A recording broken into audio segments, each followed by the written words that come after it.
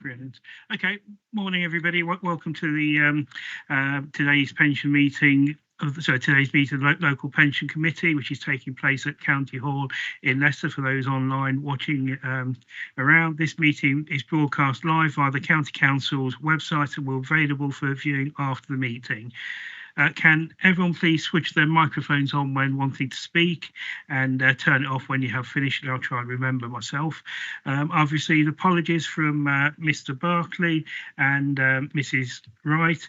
Mr. Harrison is with us today as a substitute for Mr. Barclay, and Mrs. Fryer is present today on behalf of Mrs. Wright. So, but also I'd like to welcome Councillor Melissa Marsh, who's joined us on the committee from Leicester City Council. Welcome, Melissa. Excellent. Right, we've got two of our committee our committee members will be joining us online. That is, we've got Mr. Limbard and Councillor Clark will be joining at hopefully some point. So morning, Mr. Limbard. We'll just go on to item number 1, which is the minutes of the meeting held on the 8th of September. I'm proposing that the minutes of the meeting held on the 8th of September are taken as read and confirmed and signed. Is everybody in agreement on that? Agreed? Okay, brilliant. So we're all happy with those. So those will be signed. Good. Okay. Item number 2. Which is, we'll move on to item number 2, which is question time. Now, I've not received any questions. Item number 3, agenda item number 3, which is questions asked by members under standing order number 7, which not received any questions on that. Item number 4, urgent items. I've not been notified of any urgent items. Item number 5, declarations of interest in respect of items on the agenda. Do members have any interest that they wish to declare? I've got me Councillor Denny. Yeah, as declared in my written submissions, I have some investments managed by the same people that manage some of the funds. I'll go into more detail if anything arises during the meeting where I feel it's relevant. Thank you, Councillor Denny. Do we have anybody else? Okay. Brilliant. Okay, we'll go on to item number 6, which is the first substantive item on today's agenda, which is the funding position update. And we've got Ian Howard, Pensions Manager, who will introduce this item. Ian. Yeah, good morning all. I don't propose to go through the report in a huge amount of detail because I'm very conscious of the size of your agenda today. So I'll just pick out the key points if that's all right, and happy to obviously take any questions. The fund has done a mid-valuation funding position, and this is the report as at the 30th of September, just to really indicate just how we're doing in terms of tracking in terms of the funding position. If you recall, at the last valuation, we were 105% funded, which was a big significant increase from the 89% funded at the previous valuation. The position as at the 30th of September has increased to 149% funding, which is obviously a substantial increase and is going to set the expectation that the majority of employers will be fully funded at the 31st of March 25 valuation, which is likely to put pressure on the pension fund in terms of the employers requesting reductions to their employer rates. But I think it's important to note this is only a snapshot in time, and I think it's important to point out that the assets held in the fund are broadly the same as they were at 2022. So that begs the question, well, why the sudden increase up to 149% funded? And the key point really is the change in the expected future investment returns have increased from 4.4% up to 6.6%. And that increase has been driven by the higher discount rate, which has been largely driven by an increase in interest rates. Now that is a slightly unusual position to be in. Plus we have continuing high inflation, although that is obviously now starting to come down.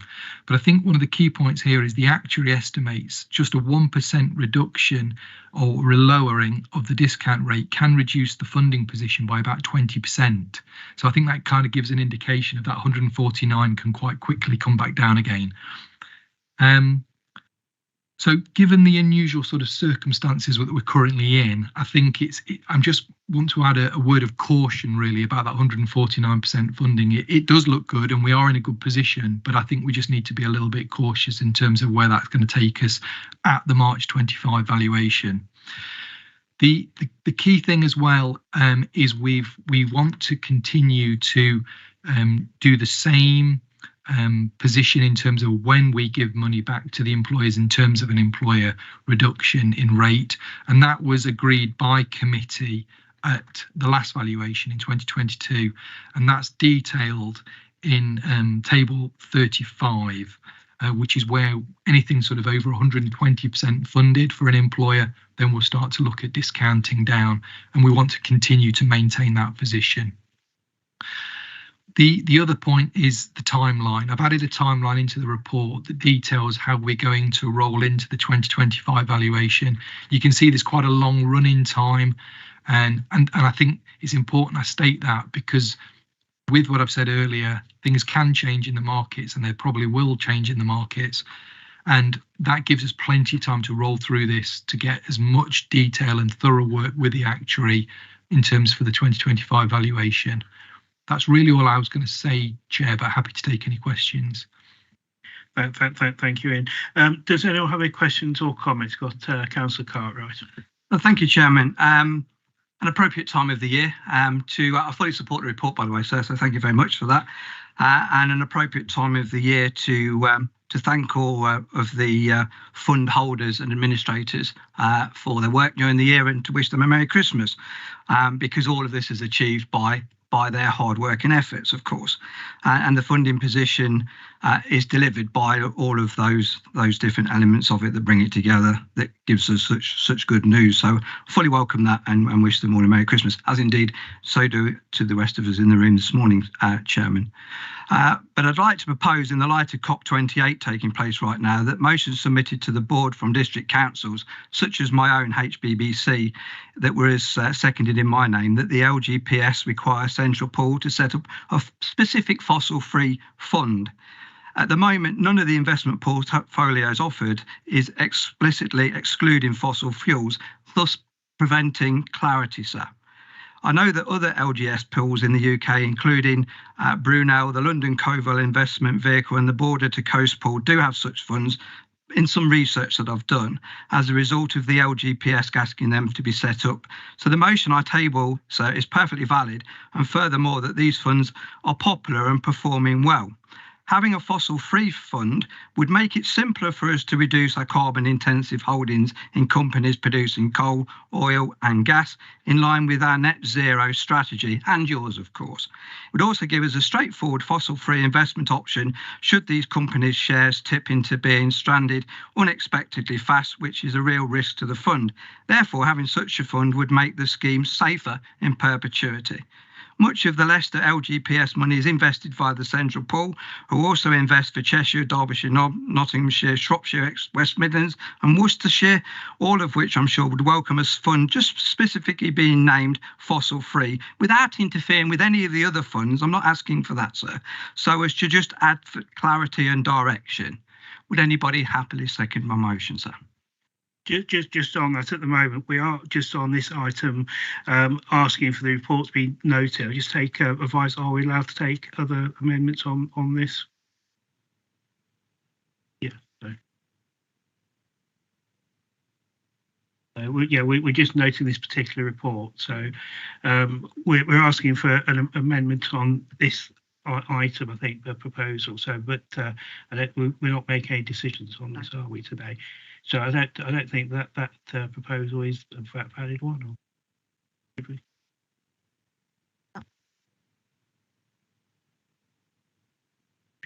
Back on. We'll take this under consideration. Bring that specific point back to another meeting if there is a seconder on that.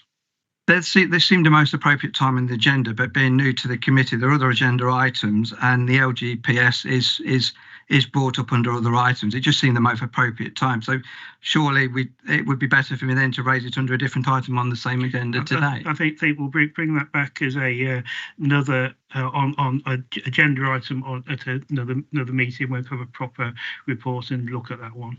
Disappointed with that, Chair, but because I think there was a bit of an opportunity today. That isn't certainly the point. Okay, and any other questions on? Well, I will second Martin's motion on this. I think this is a subject which is uppermost in everybody's minds now, whether we're going to make a stand on our using up of fossil fuels or not. And I think the people we represent would expect us to make a stand such as this, and the highest people in the land have actually said the same thing.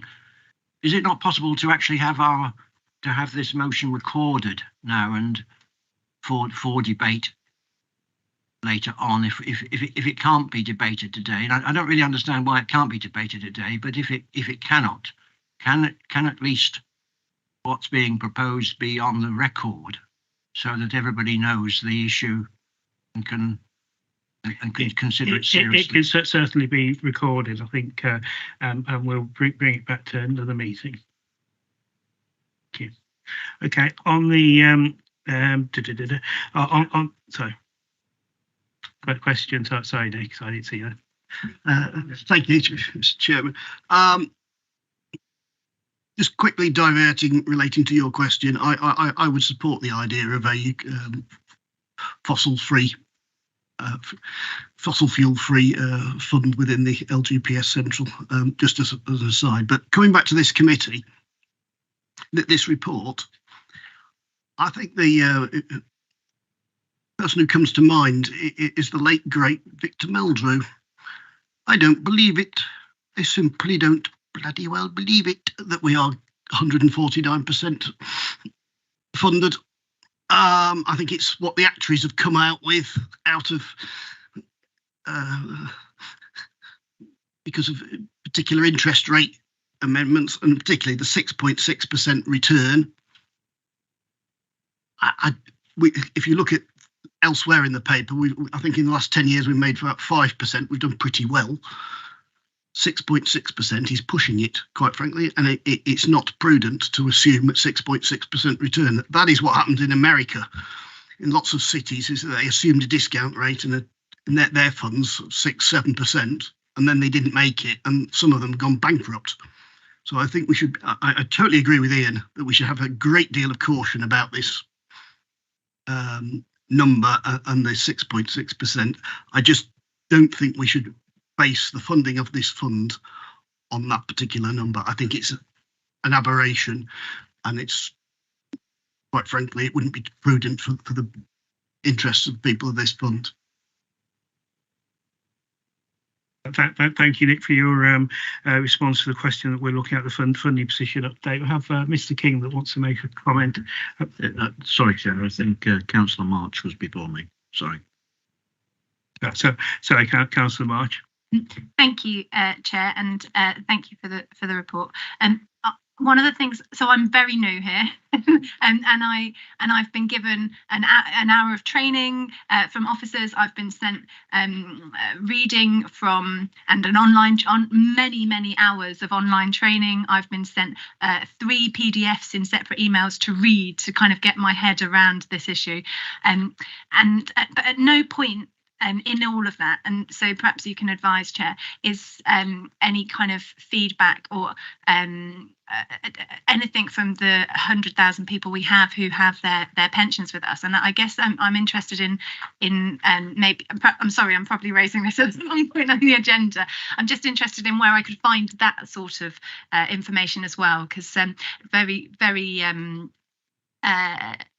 kind of light touch conversations I've had with people who are in that 100,000 seem to be suggesting that they have no concept that that the motion here is exactly the sort of thing that those people that I know would be wanting their contributions to be leaning towards, and I guess I'm not clear how where I find that information and how linked in this committee is with that information, please. Thank you. Okay, as I say, we'll talk about the funding position update at the moment, but there is sorry, could you let me finish, please?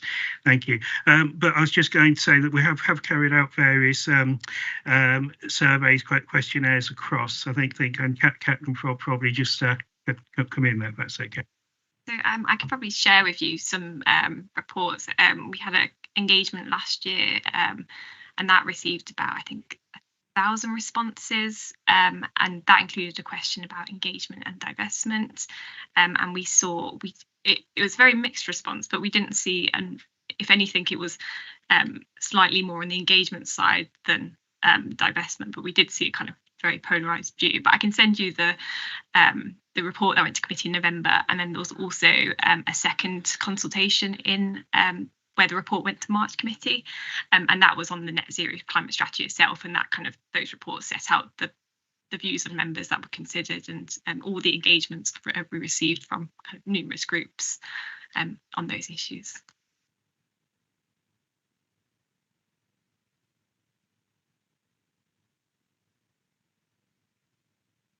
Could you put your microphone on? Microphones, please. Oh, yeah. So I would say we know others that have done these types of consultations, and we had a really good. I think the kind of level of responses and the time people put into those responses, I think it was very thoughtful.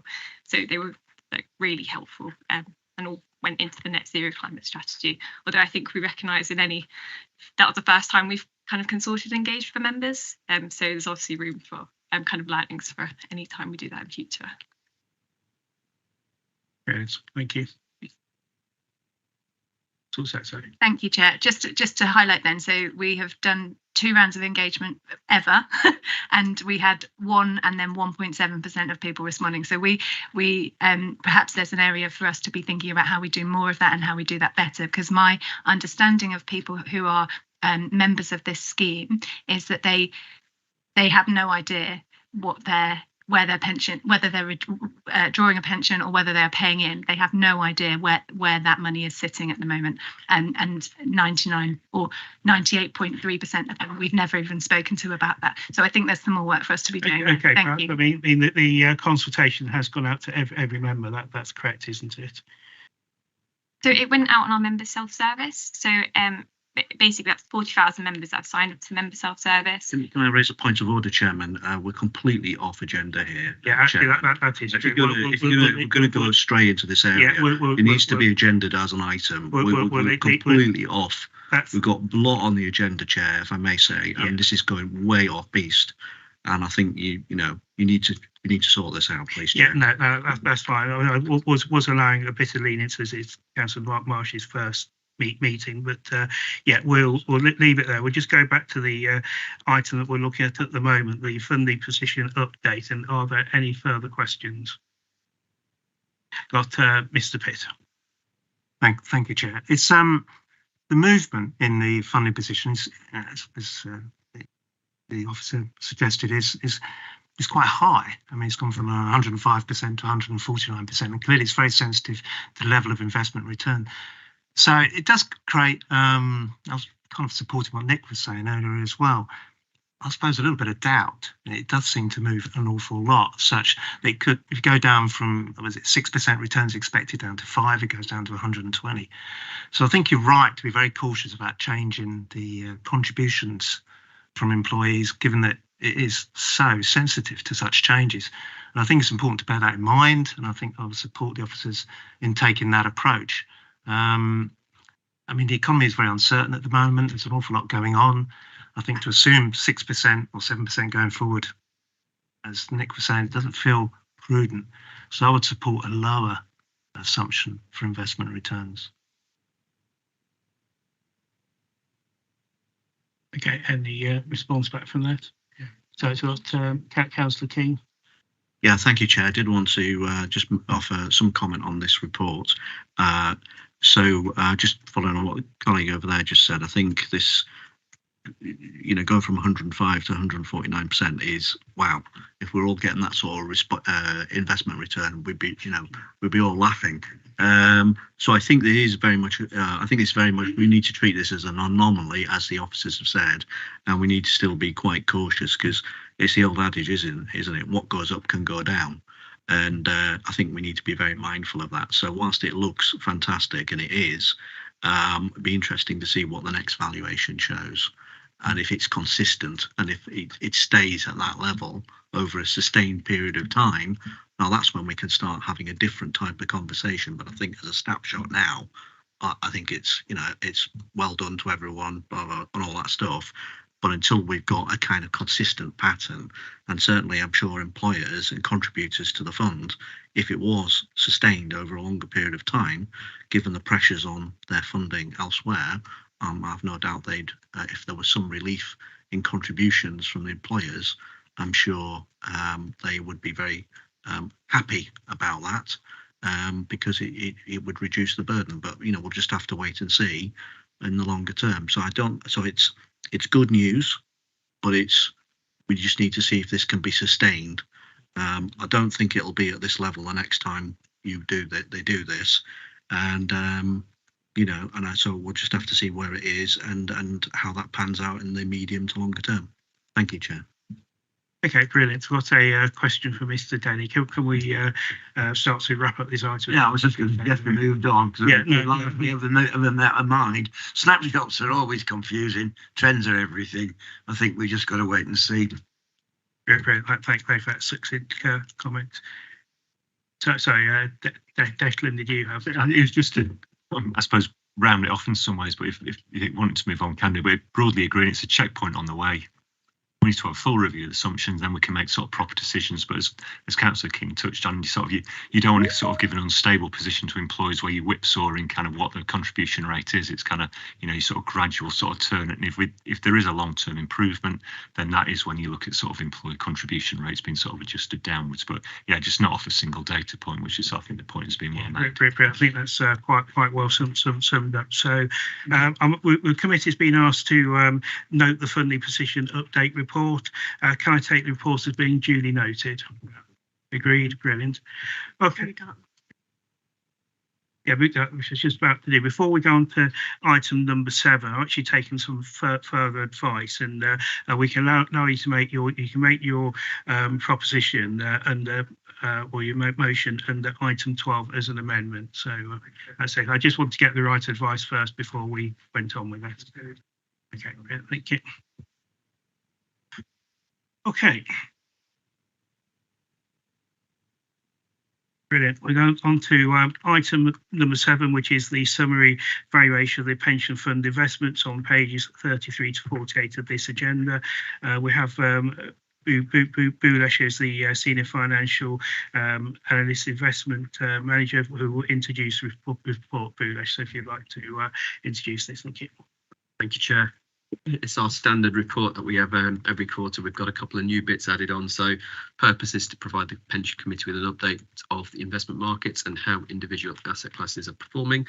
But it also provides an update on the listed equity changes as approved by the subcommittee in April of this year, and also the scope of the fund's investment advisor strategic asset allocation review, which was presented to the committee for approval in January 2024. The table you see at point 3 is our standard table again. It shows a summary of global asset class performances over time, as at the 30th of September over various timeframes. No assets now are showing double-digit returns over 20 years. Gold dropping to just below 10 this quarter. Turning over to point 4, we've got our next standard point, which is the changes in the quarter. During the quarter to the 30th of September, the following changes are completed. So that's points A and B. The first phase of the listed equity changes, as agreed by the subcommittee earlier this year, was completed, resulting in £220 million worth of equities being divested for cash. We got that at a very low cost. There was another partner fund within LGPS Central who wanted to buy at the same time, so we enabled a fund switch. The first reductions to the fund's targeted return holdings has also commenced. Holdings at 2 managers were reduced to equal monetary amounts and divested, and will be divested totally over the coming months. The initial reduction totaled about 48.5 million, again added to the fund's cash balances. The next standard point is outstanding commitments. At the time of writing this report, the value of outstanding commitments is significant at about 600 million, illustrates the approvals made by the committee to align the fund with the strategic asset allocation. The majority of those outstanding commitments are to a variety of LGPS central investment products, including private debt, infrastructure, private equity, and UK property. There are still significant commitments waiting to be signed once the relevant product subscription documents are available. These total around 350 million, and 280 of that is to Central's 2023 private credit vintages. We've got a fairly long section to cover the market backdrop. That's points 7 to 17. Just paraphrasing, in general, it's been a difficult 12 to 18 months for markets. Inflation has been high. It's been trending lower. But we expect global growth, and so does our investment manager, to be lower, and that's pointed out in point 11. If there's any questions, I'm happy to take those now. Otherwise, we can move to point 18. No, I don't think there's any questions there. No hands up, so let's continue, Beelish. Cash at the quarter end. We've got significant cash building up within the fund. At the quarter end, there was 328 million, and additional 38 millions held at Aegon for the currency hedge. The increase in cash is due to the cash released from the reduction in listed equity. Taken together, the 366 is about 6% of total fund assets. Given the rates of return on cash have increased significantly over 2023, holding cash isn't the drag it once was. At present, the cash held by the fund earns in excess of 5%. It is higher than it has been for a number of years, and the forecast was taken to the last investment subcommittee meeting, which does show a reduction in cash to the end of the financial year. That's to March 2024. The forecast is, however, reliant on a number of factors, including conclusion of the 2023 strategic asset allocation changes. That's the end of the cash section there. Moving to overall fund performance, on to point 25. There's a little table there that shows the quarter, 1 year, 3 year, and 5 year returns. As alluded to earlier, total fund returns have been relatively flat over the longer term, which is the metrics we do like to look at. Over 3 years and 5 years, we've had good, strong, positive returns.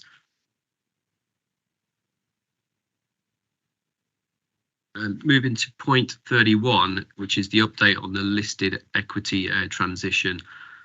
On the 11th of October, the IC received an update on the listed equity transition, which it approved back in April of this year. It summarised the decision taken to reorganise the listed equity holdings and reduce the total fund weight of listed equity to 37.5%.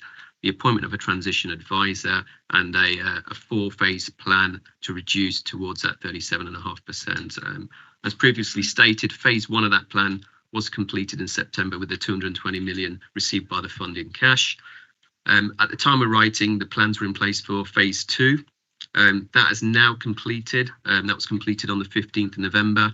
The LGIM holdings have been reorganised per the table at point 34. You'll notice there are the first 7 blocks there. They've been reorganised to the next 3 blocks. So that's the LGIM UK Equity Fund, the All World Equity Fund, and the Low Carbon Transition Fund. That second stage is now completed. We've got 2 final stages left to complete to finish that listed equity change down to 37.5%, and they're being planned by the transition advisor with LGPS Central and officers. The update on the scope for the investment advisors SAA for 2024 is at points 37 and 38. In keeping with the usual timetable, the 2024 SAA will be presented to the committee at its meeting in January. 38 looks at the scope. They're all important, A to H, probably worth pointing out F, G, and H, which is the overall allocation and composition of the protection assets is going to be looked at. High yield debt will take a bit of a focus, and review of investment mandates and asset group benchmarks.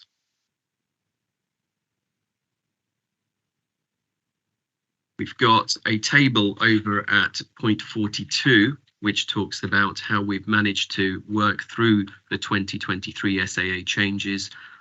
Every asset class is listed there alongside a table, and the last column talks about the changes that have been enacted through the year or are still yet to be enacted. Happy to take questions at that stage. Otherwise, I'm at the end. Okay, Britt, do you have any questions? Okay, and no questions or comments. So the committee is being asked to note the summary valuation and pension fund investments report. Can I take the report as being duly noted? Is everyone in agreement on that? Brilliant. Thank you. Okay. We're down to item number 8, which is the risk management and internal controls and pension fund budget monitoring update. That's on pages 49 to 60 of the agenda. We've got Ian to present this, so if you'd like to present this report, Ian, thank you. Thank you again, Chair. So we've put together in this report 2 elements. So we've done the risk register and we've done the budget position for 23-24, taking both in turn. The risk register first. The risk register, for those newer members here, we bring that to both the board and committee every meeting, and we look at that just to see if there's any changes or any score changes. The only change to the risk register we're bringing today in comparison to the previous is the one on McLeod. McLeod was a legislation change just for benefit for the new members. That legislation has now come in, so we're now working through that. So that's a change in administration really rather than investment side. There has been one further change though that we didn't have in time for this risk register, which was in the autumn statement. There's kind of consultation taking place or potentially going to take place on the pooling, bringing pooling forward to make that a bit quicker. Bulas, do you want to just mention that particular point? Thanks, Ian. We will introduce a new risk for that. It's in draft at the minute, but it's to address exactly what Ian's just said. So it will read something along the lines of proposed changes to LGPS regulations and guidance requires changes to the fund's investment pooling and governance processes. We'll run through the causes, the consequences, the list of controls, and bring that to the next committee. Thank you.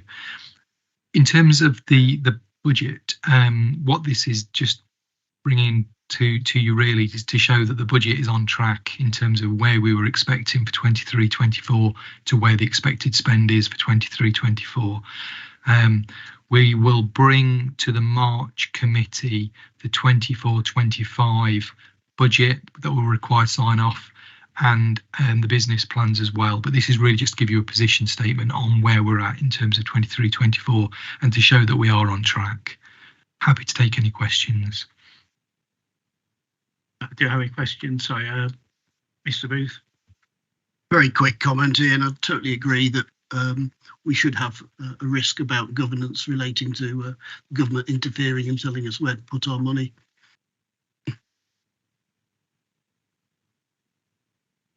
Okay, great. Thanks for that. Sorry, Mr. King. Yeah, thanks for the report. Are you able to kind of give a bit of an update about where we are then with the implementation of the McLeod work, please? Thank you. Yes, certainly. The McLeod is certainly a challenge. I will be honest, it really is. Again, for the benefit of newer members here, the McLeod legislation came around following an age discrimination claim, which the government lost.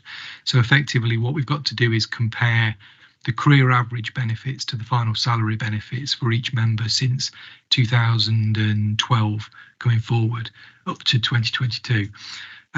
Where we're at is we've had all the hours in from all the employers because we've had to rebuild all the records for all the employers.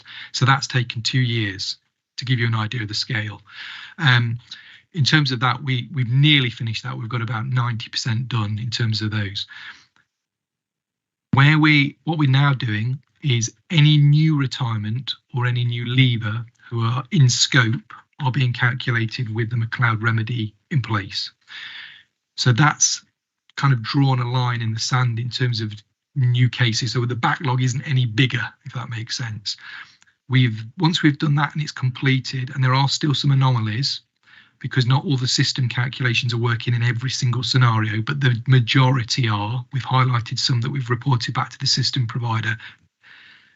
We are then going to do the huge exercise of the retrospection and look at any calculations where members' benefits may need to change. And that would be for pensioners, preserved members, people who've left where benefits aren't yet in payment, deceased members where benefits have effectively ended as spouse's benefit is in payment, and potentially also transfers out may need to be looked at as well, and any revised benefits calculated. That said, it's a massive exercise, but in terms of the expectation for members, we believe it's going to be less than 1% of people are actually going to see an increase in the benefits. So it's a big exercise administratively for very little benefit to the actual scheme members.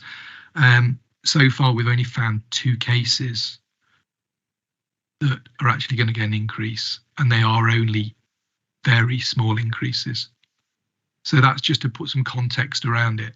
But administratively, it's been an ongoing exercise now for over 2 years in the pension section, and I anticipate it will continue for at least another year, probably another 2 years. Is that okay?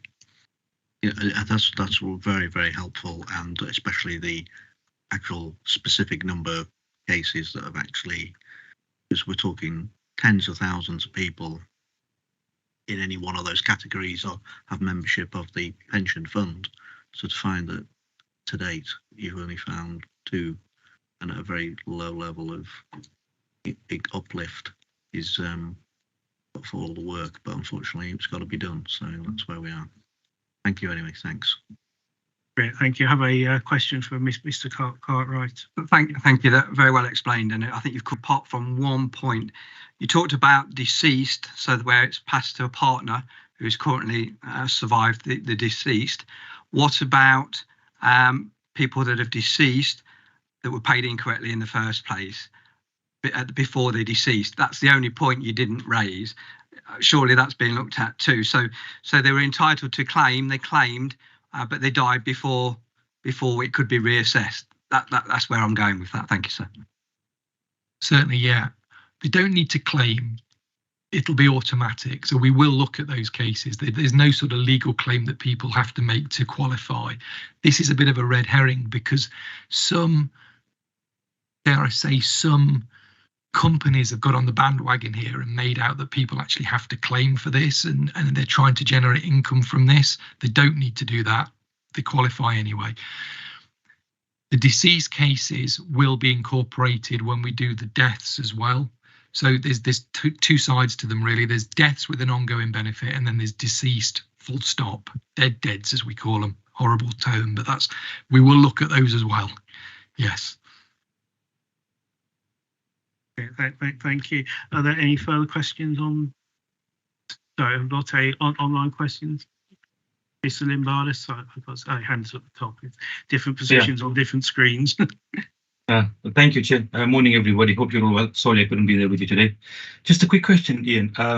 It's really positive to hear that there's not many sort of cases you're identifying where there'll be an increase in benefits. But should you come to the end of towards the next valuation cycle, just going back to the previous report, and should there be, a lot more cases coming out where there's a substantial settlement required, would there be a knock-on effect on the valuation at that stage? Thanks, Zubair. When we did the actuarial valuation at 2022, McLeod was taken account of, so there was an element of the valuation expecting an increase for McLeod. Subsequent to 2022, the expectation on the impact is actually reduced.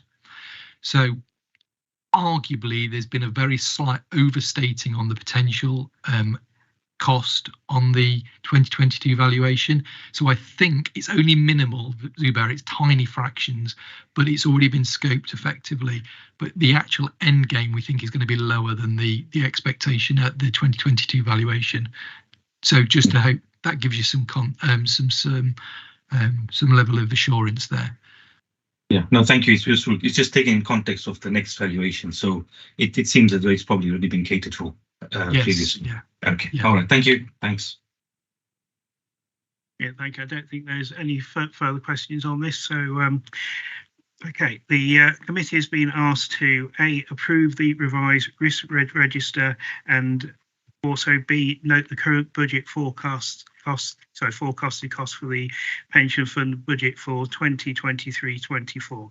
I'm happy to approve the recommendation. Do I have a seconder? Second by Mr. Harrison. So is that agreed by the committee? Thank you very much. Okay. Item number 9, which is the next item, is that we're asked to item number 9 is asking to agree the action by the investment committee, which is on pages 61 to 66 of your report. Now, we're not having a presentation on this. The report's with you, and hopefully you've had time to go through that. So I'll just ask if anybody has any questions or comments on the action that's agreed by the investment subcommittee. I can't see any questions or comments on that, so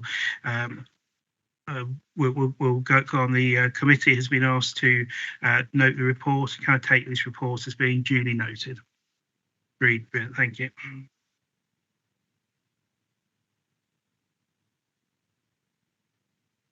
Okay. Next item is agenda item 10, which is the responsible investing update, which is on pages 67 to 86 of the agenda. I'd welcome Miss Zena Zelter to the meeting, who is a member of the public who is asked to make representation to the committee on this agenda. So if we just ask you to, which you're on your way at the moment, I think you've done this a few times before, so you'll know the procedure. So when you're ready, if you like to make your representations, which you have 5 minutes in which to do so. So we want to keep it down to as close to 5 minutes as we can. Thank you. Thank you. And thank you for allowing me to speak in person today on behalf of Climate Action Leicester and Leicestershire.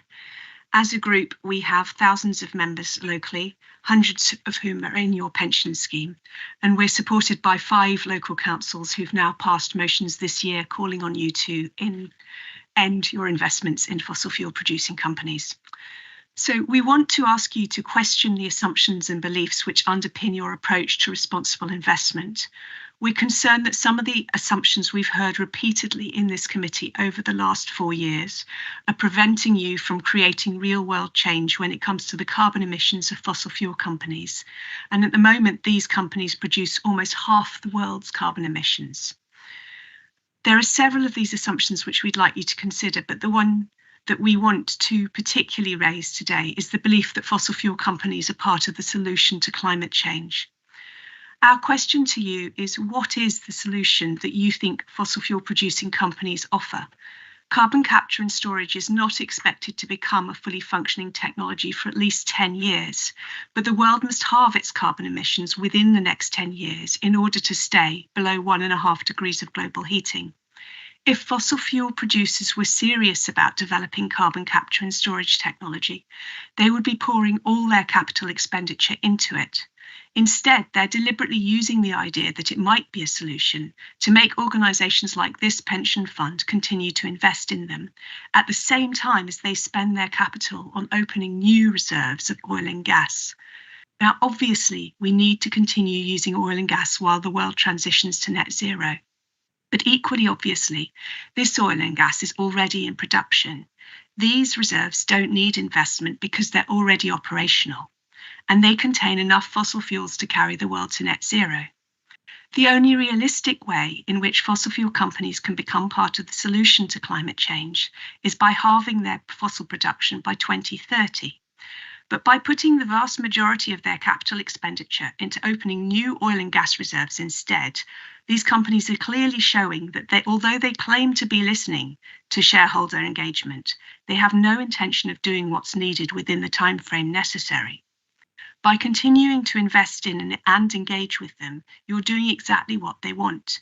You're providing a fig leaf for their fossil fuel expansion, and you're enabling them to lobby against climate legislation, which is what they're doing at COP28 right now. If you want to create real-world change, which will reduce the risk to this pension scheme and the world from climate change, and again, bear in mind that these few companies currently produce almost half of the world's carbon emissions, then fossil fuel producers have to be required to change by national and international legislation. The changes companies have made so far are mainly as a result of the UN Paris Agreement to try to keep the world below 1.5 degrees of heating. And it's legislation of this nature which can force all fossil fuel companies to reduce their production, which is why they're lobbying so hard against it. So the question to you as a committee is, what can you as a pension scheme do to encourage international climate legislation and reduce the risk that climate change poses to the pension scheme? The answer is to stigmatise the behaviour of fossil fuel producing companies, thereby creating an environment where effective climate legislation is easier to negotiate and enforce. Stop providing a fig leaf for these companies' climate wrecking activities, and instead publicly remove your support by divesting and encouraging other pension funds to divest. This would have an impact on all fossil fuel producers, not just the ones that you invest in and engage with. We know this approach can work to support climate legislation because Figueres, the leading UN diplomat for the Paris negotiations, said, and I quote, that financial divestment from fossil fuel companies was a primary driver of success at the Paris climate talks. So the lead negotiator for the Paris Agreement, which is the agreement which has resulted in much of the real world change to date, says that divestment effectively supports the creation of international climate legislation. Please revisit, discuss, and consider in depth the assumptions which are preventing you from ending your investments in fossil fuels.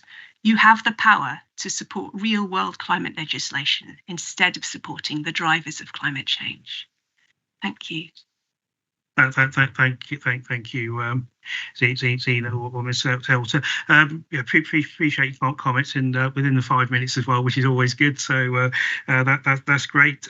Just like to say at this point that as myself and the committee do welcome your continued engagement with the pension fund on these matters. We think we do share common goal supporting the transition to a carbon neutral world, even if our views or the ways going forward aren't necessarily the same or do differ slightly on that. As you are aware that these are not clear-cut issues and have been debated at the committee at various stages in the development of the fund's net zero climate strategy. There's several reasons that have been previously outlined as why a comprehensive divestment strategy is not necessarily suitable for our fund on financial grounds or broader climate goals. This is despite the positive impression it would have on our own carbon footprint. As set out in the strategy, we are committed to supporting real-world carbon emission reduction, recognising that no company is insulated from the economic impact of extreme global warming. The strategy acknowledges that both engagement and disinvestment are important components for managing fiduciary risk.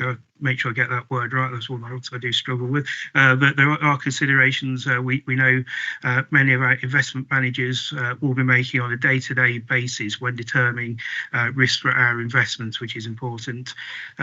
We are committed to working with all our partners and managers to engage with companies that are misaligned with the Paris Agreement commitments to disinvest unilaterally from fossil fuel producers and only result in these holdings being consolidated by top investments, as set out in a report from the Centre for Climate Justice. So it's vital we do maintain our voice against these investors that might have a shorter term and less climatic conscious view. The fund's fourth climate report, elsewhere on today's agenda, sets out key highlights of our progress, including a 38% reduction in carbon intensity of the fund since 2019, but we still have a long way to go on that. We will continue to develop our approach in light of best practice and financial and legal advice to the fund. We'll continue to consider these representations as part of any future review of the net zero climate strategy. Again, we appreciate your words and your thoughtful words to the committee and representations on this important issue. So thank you. May I reply to you briefly? No, unfortunately not. Can I I'll ask you now to retake your seat in the public gallery. Thank you. Thank you. Brilliant. So can I ask to the responsible investment analysis to present your report now? Thanks, Chair, and morning members. So I suppose just to go over the report before you. So this sets out our normal quarterly updates on responsible investment activities of the fund. So this is in support of the belief that by engaging with these companies and our managers on environmental, social and governance issues, we can encourage better risk management and more sustainable practices, which should ultimately generate sustainable investment returns. So the Appendix A details our 2023 activities in line with our RI plan, which includes our discussions with managers following approval of the Net Zero Climate Strategy, as well as the ongoing work with LGPS Central and their RI team and other wider RI activities. So I think just to bring out one of the key actions, so that relates to the questionnaire we sent to all of our managers to better understand their climate commitments and their reporting and management of climate matters. And we've received very detailed returns from all of our managers on these issues, and that includes kind of their own targets, their views on data provision, and then also approach to issues such as fossil fuels and offsetting, and how they tend to report to us on climate matters. So highlights show that 12 managers are members of the Net Zero Asset Manager Initiative. So that's a group committed to fiduciary duty to their clients and beneficiaries, as well as supporting the goal of net zero by 2050 or sooner, in line with the fund's own commitments. 10 also have their own operational net zero commitments, and 10 have long or medium term targets, which cover our own investments. Where we've seen managers who have not yet set targets or are unable to provide some form of climate related data. So this is largely relates to the asset class which they invest in. So we're seeing that private markets are lagging, especially in comparison to public markets, due to data availability and transparency. We also see differences geographically. So the UK and Europe, whose corporate reporting requirements on climate is far ahead of areas such as the US. So the managers are obviously subject to the data that the underlying companies can provide them and what they can collect. Despite these gaps, we expect improvements should follow with kind of regulatory requirements on investments, as well as the underlying companies, which we'll continue to monitor. And it's encouraging to see many managers setting targets. We'll look to hold them accountable for these targets and the data where this has been provided. And we'll also monitor these commitments and engage with other managers on target setting and their approach to climate risk and opportunities. And these will continue to form our investment processes more generally. So the climate risk management report later on this agenda, on today's agenda, provides more detail on our kind of measurable and comparable data, and we'll use that data to also engage with the relevant managers. So the report also includes a table summarising kind of by mandate level similar commitments, and where we can consider them to be aligning, or they've got a net zero target or not yet set one, as well as the kind of data we're receiving from them and whether it's able to be included in the climate risk report, and where it's kind of just manager provided data. So we'll continue this kind of questionnaire activity year on year, and that will kind of form our communications with managers, and hopefully we'll see that monitoring enhance. And this would also be supported by standardisation across the industry, which there's been talk of more widely. The report also highlights Central's newly published net zero approach, but I know they have a few slides of that later in the climate risk report. So I won't cover that. And then the kind of remainder of the report just covers a snapshot of our engagement activities in the quarter, our voting figures, and an update on considerations from the newly developed task force for nature-related financial disclosures. And I think quite a few members will be will recognise task force for climate-related financial disclosures. So this is a kind of almost a sister disclosures which kind of focus on more biodiversity and forestry and those kind of issues. And then we'll work with Central to see how we report on this in future with their RA team. But I'll take questions. Just Councillor March, just to remind people that we are just noting this report and asking questions on the report. So there's no motion to agree. We can take Mr. Councillor Cartwright later on the agenda on item number 12. We've got a couple of questions. Yeah, no, just saying, yeah, thank you. just Thank you for the clarity, Chair. Yes. I've got apologies if I'm new. Apologies for being new. I didn't. I know you kept saying we in your statement. But I didn't. I think I'm not across the detail as much as I perhaps need to be. So is it possible to have a copy of the statement about our position in response to Ms. Zelter's comments, please? That's fine. It will be in minutes anyway, so it's part of the minutes. And Ms. Solder has got the opportunity to ask questions at a future committee meeting as well. Perfect, thank you. I've got two questions, I guess. There's a lot about engagement in the response and the kind of the narrative surrounding this report. I guess I'm looking for some kind of tangible successes that we've had from our history of engagement, which must have been going on for quite a long time. What that looks like, what that feels like, kind of quantify how we quantify that. And then the second question that I've got, Chair, if you'll permit me, is there's an awful lot in our responsible investment report around climate change and net zero and fossil fuels. But I wonder if that's the sum total of our kind of monitoring and our thought about responsible investments, because in some of the conversations we've already had, I've become aware that there are some of our pension funders invested in kind of arms and weapons, and that makes me feel deeply uncomfortable. And so I'm wondering how we and where we monitor that. If that's in this item, then I've got a further question about that as well, please, Chair. Okay, can I ask Kat to answer those? Thank you. So I suppose I'll take the first question on engagement successes. I suppose every quarter we have these quarterly reports from our partners. So we've got LGPS Central, the Local Authority Pension Fund Partnership, as well as LGIM. Engagement's such a long-term a kind of endeavour. It's hard to see, I suppose, progress quarter to quarter. But we have previously had reports within previous climate risk reports about the engagement processes and kind of engagement with our top emitters and kind of progress against that. I mean, I could definitely go away and get you some examples if there's like specific areas that you would like to see in future reports. Obviously, our engagements are with the partners are so broad, so environmental, social, and governance issues.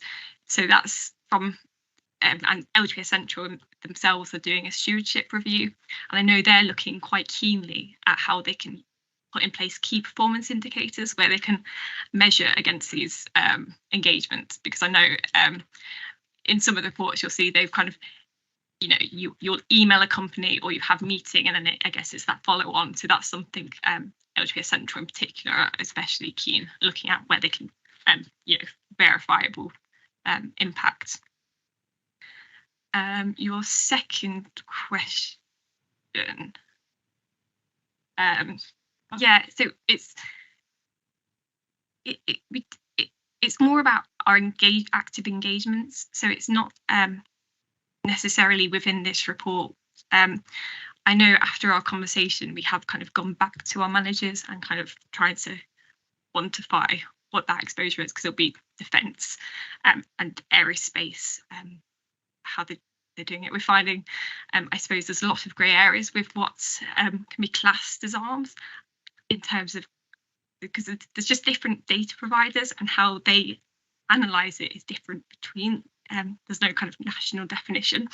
I know in some of our funds we have exclusions, and LGIM, who are coming later today, they have exclusions on controversial weapons. So that might be a good question for them. Central also have some exclusions on some of their funds. So I think they're probably good questions for managers. I mean, we have managers at every meeting, so it's probably really good direct to them. Thank you. Did you say there was a further question? Is that I mean, I could, but I don't think that we've properly answered that, because there was no tangible success, no quantification, nothing. It was just we're talking to people about talking to people about talking to companies, and then perhaps if Chair, it might be possible if as that those grey areas perhaps clarify for us around defence versus weapons versus arms and where we're at in all of that. And it'd be helpful to perhaps bring that back to, as a part of this enduring item at our meetings, because it is very focused, rightly so, on fossil fuels. But there's that element as well that I think any of us with an eye on the international news at the moment can't be ignoring. Thank you. I think at this sort of point, I just want to remind members who have strong personal views on ethical, environmental investment issues, this has the potential to place them with a conflict of interest. They just need to be mindful. The conflict of interest is defined as a financial or other interest likely to prejudice how you exercise your functions. Appreciate you are new.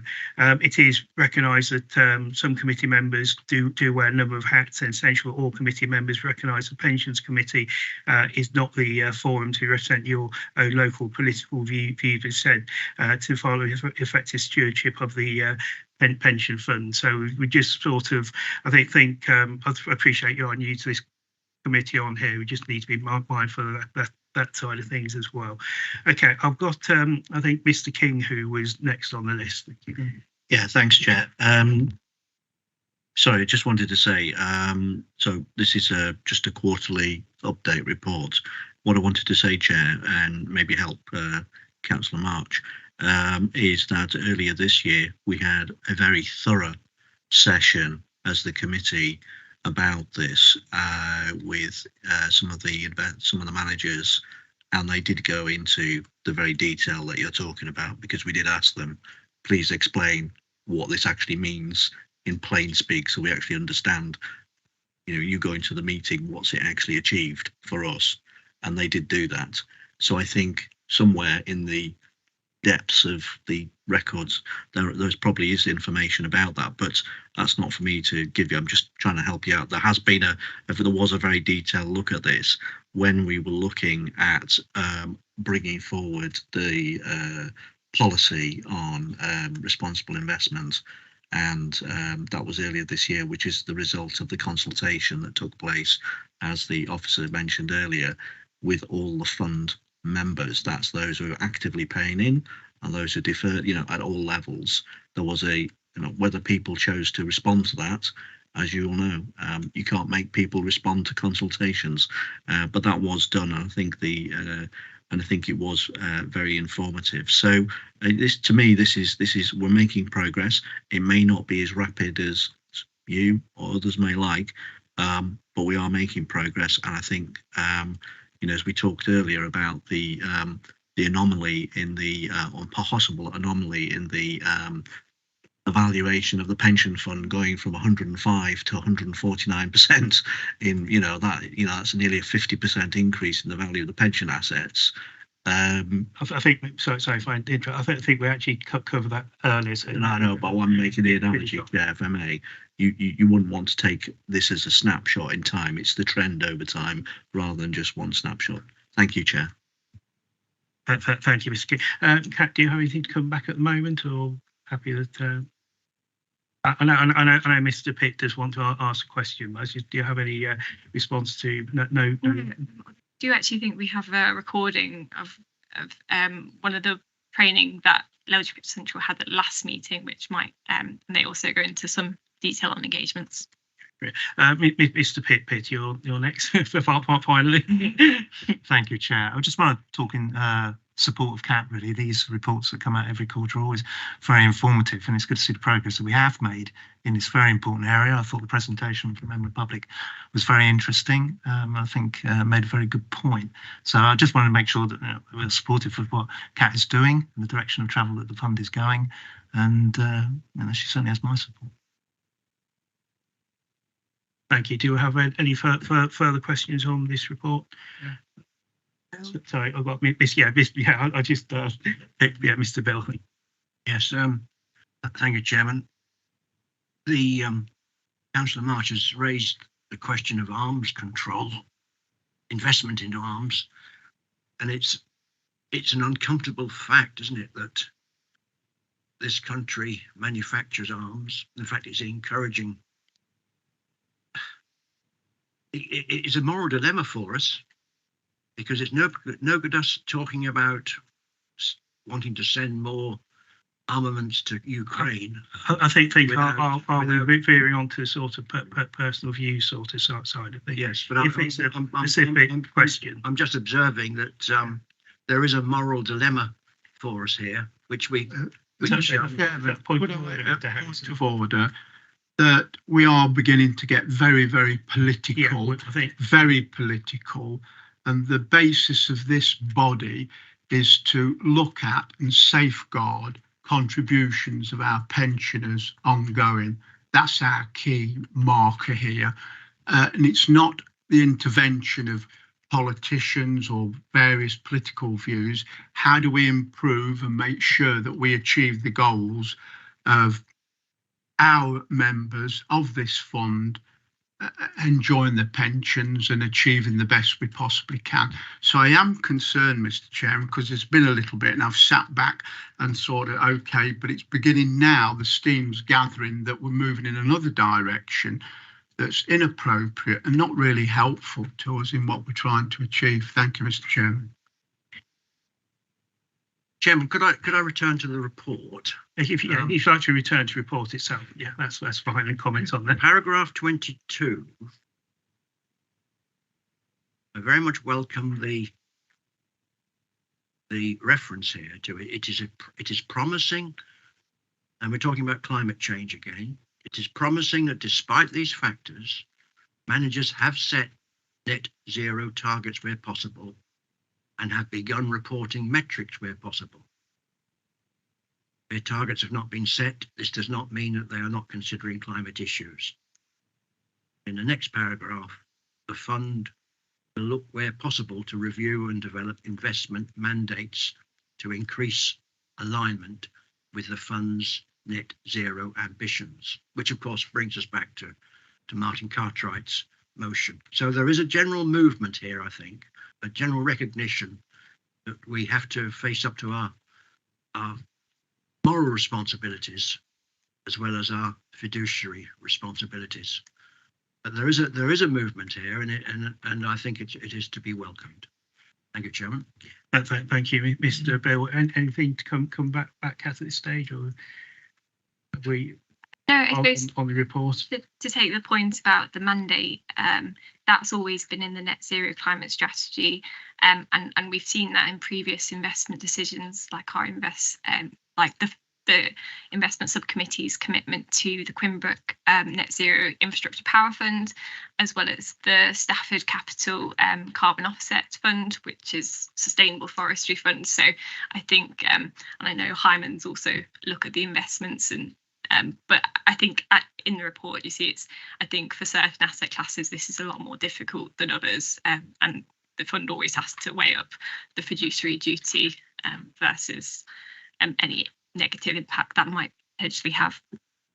Thank you. I've got Mr. Boo. I think there's no other questions after that, unless someone's who I think you're the last. About fiduciary duty. I define fiduciary duty as pensions promised are the pensions paid. And that is the fundamental principle behind what this committee is trying to do. It isn't actually to maximise the return over everything else. It's to actually ensure that those pensions promised are paid. And for a 20-something, in the fund, it's absolutely fundamental to actually deal with the climate change, because otherwise, when they get to their 70s, they're not going to get a pension. So it's absolutely within our fiduciary duty to look at climate and keep it important relating to that. Thank you.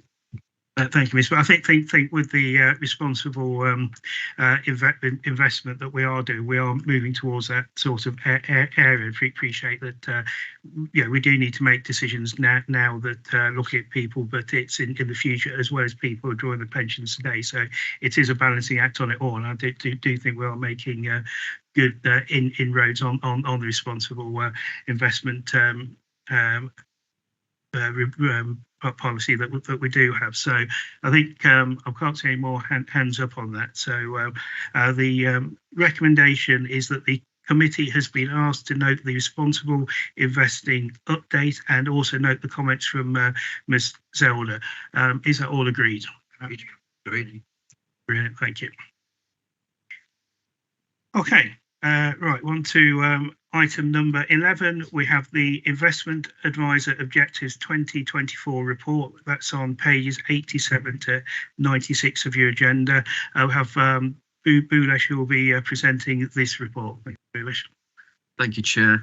It's a relatively short report. The purpose is to provide the committee with details regarding the proposed 2024 investment advisor objectives. That's for Hymans Robertson, who is the fund's investment advisor.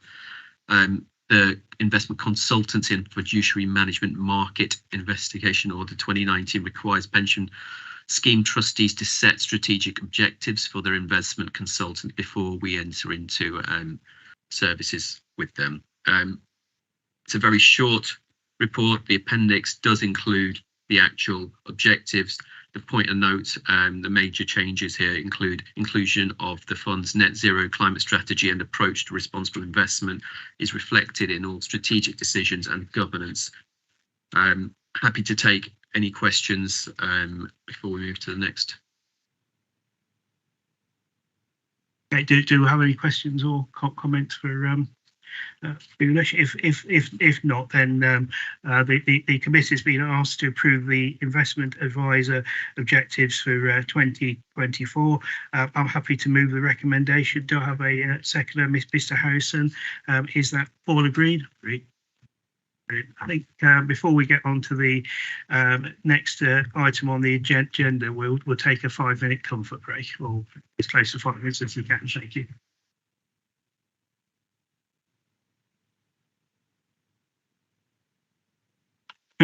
Right, brilliant. I think we've had the a good sort of 5 minutes comfort break on that. So I think everyone hopefully should be fairly refreshed. Is the recording still going? Is it back on?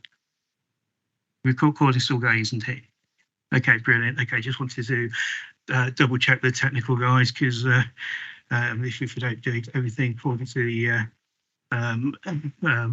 but we'll get complaints. Right, we now come to the final substantive item on the agenda in the public session. So there is bits in the private session afterwards. This is the climate risk management report 2023 at pages 97 to 151.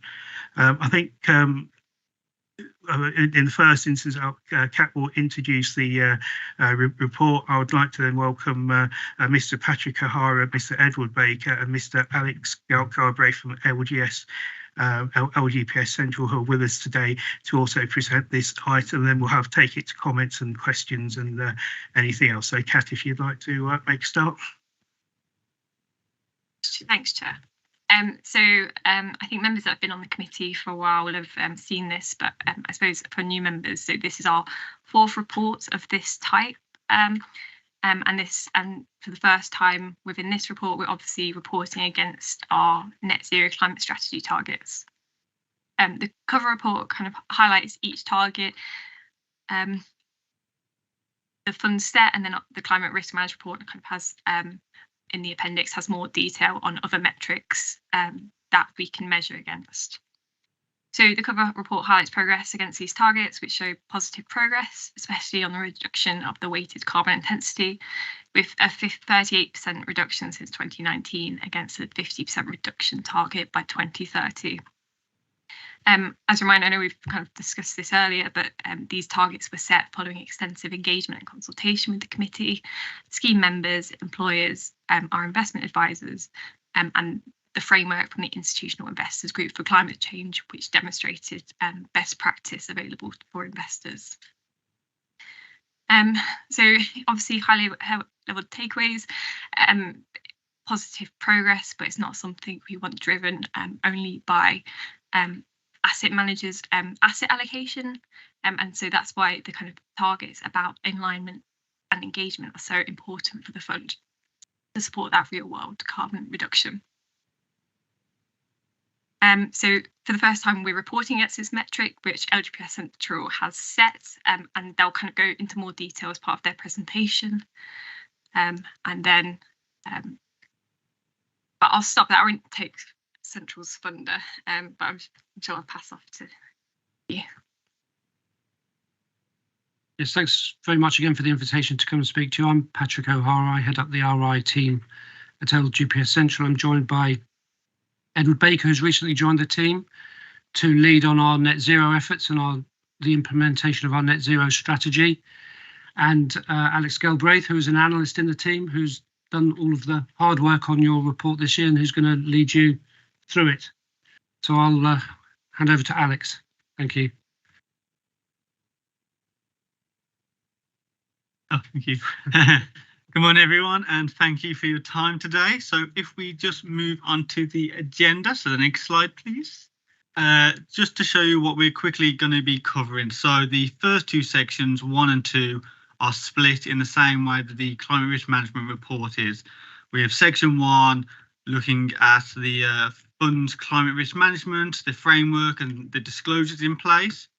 And from there, we've actually been able to put some recommendations together what the fund can consider for their TCFD and public reporting in the future. The second section and the larger part of the report and the larger part of this presentation focuses on the climate risk metrics. So for the purpose of this presentation today, I just want to talk about some of the new metrics that we've introduced and also look at the Scope 1 and emissions progress over time and compared to the benchmark. Finally, I'll hand over to my colleague Ed to talk about LGPS Central's net zero strategy and also looking a bit at responsible investment and climate considerations for our external managers. So moving on to the next slide and the one after that, because I think that's the title slide. 2 slides, sorry. Yes, thank you. So just to paint a picture on how we've actually revamped the section 1 to from what it previously was. So with the DLUC recommendations, DLUC referring to the Department of Levelling Up and Housing Communities, we've had a look at the fund's alignment to these recommendations, but during this process, we quickly realised Leicestershire Pension Fund is already well positioned to meet the recommendations of DLUC. So it seemed appropriate to move beyond that. So from there, we decided to take a look at the TCFD maturity map. So this gives examples of limited disclosure, moderate disclosure, and full disclosure for all 4 sections of the TCFD report. And this again gives us an insight to what can be considered industry best practice. Moving beyond this, it also felt appropriate to look at real world TCFD reports and gauge what we consider to be industry best practice. And by this, we're not just looking at Leicestershire Pension Fund's peers in the LGPS space, but also looking at the investment industry as a whole. Following this, we will talk about the recommendations, but it is necessary to say we do think the Leicestershire Pension Fund, in terms of their climate framework, their public policies and the TCFD report have demonstrated strong progress going forwards. This can be seen by the climate strategy they've implemented, the net zero targets, as well as what's been seen in their TCFD reporting as well as the work we've been able to do alongside them. So if we move to the next page, just to look at the recommendations, I won't go through all of these in the interest of time, and I think it'll probably be more helpful for you to actually see the longer explanations within the report itself, but just to touch on a couple of them. Starting with the governance section, the disclosure of participation in the disclosure in the participation of responsible investment and the climate working groups. So we know Leicester Pension Fund currently participates in the RIWG, the Responsible Investment Working Group hosted by LGPS Central. We think this is really valuable. It opens up the fund to broaden their horizons in terms of climate considerations. We get some great guest speakers, again, to improve the knowledge of the fund. And we also think it really helps to demonstrate the fund's collaborative approach to climate risk management. We think it would be really beneficial for this kind of inclusion within the TCFD report or public reporting. Moving on to the strategy, we know Leicestershire Pension Fund has already participated in climate scenario analysis, focusing on the investment strategy. And as a direct recommendation from DLUC, they've also asked if this can be expanded to the funding strategy as well. So considering how different climate scenarios could affect the funding of the fund, but also this could be also implemented in the funding strategy statement of the report as well, just to add more disclosures. And finally, just to look at the metrics and targets, again, another direct recommendation from DLUC. They've asked for some new additional metrics to be included in the TCFD reporting as part of their recommendations. These new metrics are included within the report, and we can spend a little bit of time now going over what some of these metrics are and what they mean. So moving on to the next two slides, because I think the next one's a title slide again. I just wanted to give the opportunity now, because I know we have some new members, to potentially talk about some of the previous metrics we've included. So normalized finite emissions, weighted average carbon intensity, or if everyone's comfortable, I can go ahead and talk about the enhancements we've made. Also, feel free to stop me at any time if anyone has any questions. Nope, okay, thanks. So this just provides an example of what these dashboards look like in our proprietary Power BI dashboard. So this has also been integrated with data from MSCI. Because of this, it allows us to produce more in-depth analysis, and it's a lot quicker for us to actually turn this analysis around for you. We've also made sure that we've included all the previous metrics that you might be familiar with, but also the metrics, as I previously mentioned, that come off the back of the DLUC recommendations. So these can be seen towards the bottom right, including some forward-looking metrics, which I know has been a bit of interest from partner funds such as yourself for some time. We've also, with our agreement with MSCI, been able to improve our data coverage as well, to improve the reliability and the data coverage of the portfolio metrics. I'll just move on to the next slide to look at the LGPS Central Paris Alignment methodology, and also talk a little bit about the other metrics we've included and how this actually comes together. So again, this is another direct recommendation from DLUC to have a Paris alignment methodology to try and understand how your companies in the portfolio align to the Paris Agreement. So we've put this together in-house, and it's composed of 3 separate metrics: the Low Carbon Transition Score, or LCT, as it's referred to in the dashboard. So this is looking at the here and the now of the companies. So this provides a score from 0 to 10, 0 being worst performers and 10 being the best performance. The score will be pulled down for companies which face climate risks, and the score is then pushed up for how they manage these risks based on their public disclosures, the initiatives they have in-house, and any other processes they're working on that they can disclose. We also have the science-based target. This is a bit more straightforward. This just looks at, does the company have a science-based target for their net zero objectives and targets? And finally, the implied temperature rise. So this gives an idea of how the company aligns to a temperature rise by 2100. So that could be 2 degrees, 3 degrees, or so on, hopefully below 2. So using these 3 metrics, we want the company to be considered to be Paris aligned, the company has to achieve a low carbon transition score above the medium, so 5 or more. So that captures the current risks that the company faces and the current management they have in place to manage these risks. And then we also ask that the company meets one of the forward-looking metrics, so either the science-based target or an implied temperature rise below 2 degrees. So just to put some colour around that, and on the next slide, we provided some examples on companies that have met the Paris alignment, as you can see on the bottom row, and exactly how they've met that. So I won't go in excruciating detail through each of the companies, but you can see that for Hyundai and LG, they've managed to meet the Paris alignment by meeting one of the forward-looking metrics. It's not required to meet both. And we've also got Cemex, and despite the fact they have a science-based target in place and an implied temperature rise, their LCT score is 5 or less, mainly due to the risks that this sector faces. And again, because they haven't met that LCT score, they're not able to meet the Paris alignment. I realise this is probably a lot to take in such a short space of time, so I didn't know if anyone had any questions. Are you happy with me to carry on?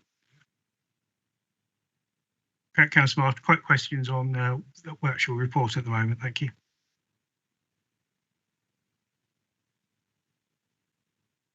So my question is, so in the case of Shanghai Electric on the right there, what do we do if we had investments in them? And then my second question is there any room for kind of subjectivity in these numbers and in coming up and following these metrics? And where there is scope for subjectivity, have we been optimistic about companies meeting that 5 or pessimistic about companies meeting that 5, please? Thank you. So if I take your second question first, sorry. We've tried to make this target. We don't want it to be an easy hoop to jump through. We think it's really important that if we want to say a company is aligned or aligning, this takes a more conservative approach to it. We don't want this, sorry, not conservative approach, pessimistic, thank you.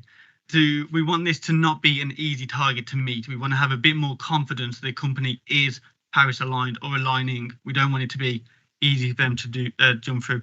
And as you said, in terms of subjectivity, the 2 forward-looking metrics, so science-based target and ITR, these are tools which are developing as we go. They're not entirely perfect, and that's why we think it's imperfect. That's why I think it's important to include both of these, based on the different methodologies that goes into these tools. We think it's important to include both to capture different companies, and we also realise a science-based target might not be entirely relevant for a company which also has an implied temperature rise well below 2. It depends on the sector that the company's in. Obviously, it's something that we would like to see, but we can understand the company might not focus in that area. Can I just add a little bit of extra clarification to your first question there in terms of what we do? So this way of measuring alignment is a fundamental element of our net zero strategy, and we're trying to move companies to alignment, and initially they have to be classified as aligning. So they have to have metrics and targets and ambitions that suggest that they are attempting to align with the Paris Agreement. So if we identify companies in the portfolio that are in material sectors, so high emitting sectors, that are not aligning, that forms part of our engagement strategy with that company. But some companies are easier to engage with than others. Chinese companies aren't particularly easy to engage with, and American companies either. But all of that comes into the mix in terms of when we're identifying what our engagement priorities are. Part of the work that Ed's going to be doing with us is identifying which companies are critical to our achievement of our net zero targets, and putting in place a company-specific engagement strategy for that company. What are they missing? What do they need to do to demonstrate a desire and a commitment to align, i.e. aligning? And what is the ask? We're also engaging very closely with our external managers to make sure that we're on the same page in terms of those engagements, and we have expectations about what they're going to do to support that engagement program with those companies as well. So that's And in terms of the metrics, yes, there is a bit of subjectivity in there because it's companies who report their own carbon emissions, and sometimes there's some inaccuracies in there. But we try and get through the bottom of that, and that's a key engagement point. If we think a company isn't disclosing properly for all of its operations, then that would be an engagement ask and something we would speak to our external fund manager about as well. So there's all part of the engagement is about getting that disclosure and that transparency and getting it to improve, which we are going to talk a little bit later in terms of the quality of the data as well, which is really important. Yeah, thank you. That's okay. Okay, any further questions? We can just carry on at this point. Just carry on, pick up any questions as we go through. Thank you. Okay, great. Thank you very much. So if we move on to the next slide, and as Patrick mentioned, this is looking at the climate data quality. So again, this is another metric we've included in the report that comes off the recommendations from DLUC.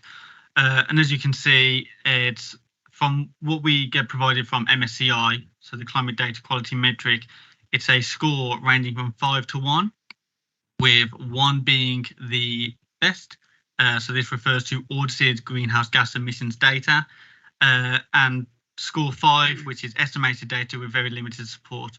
And as you can see from the pie chart on the right, so this looks at the total equities for Leicestershire Pension Fund. And as you can see, majority of the fund falls under score 2. So this refers to non-audited greenhouse gas emissions data.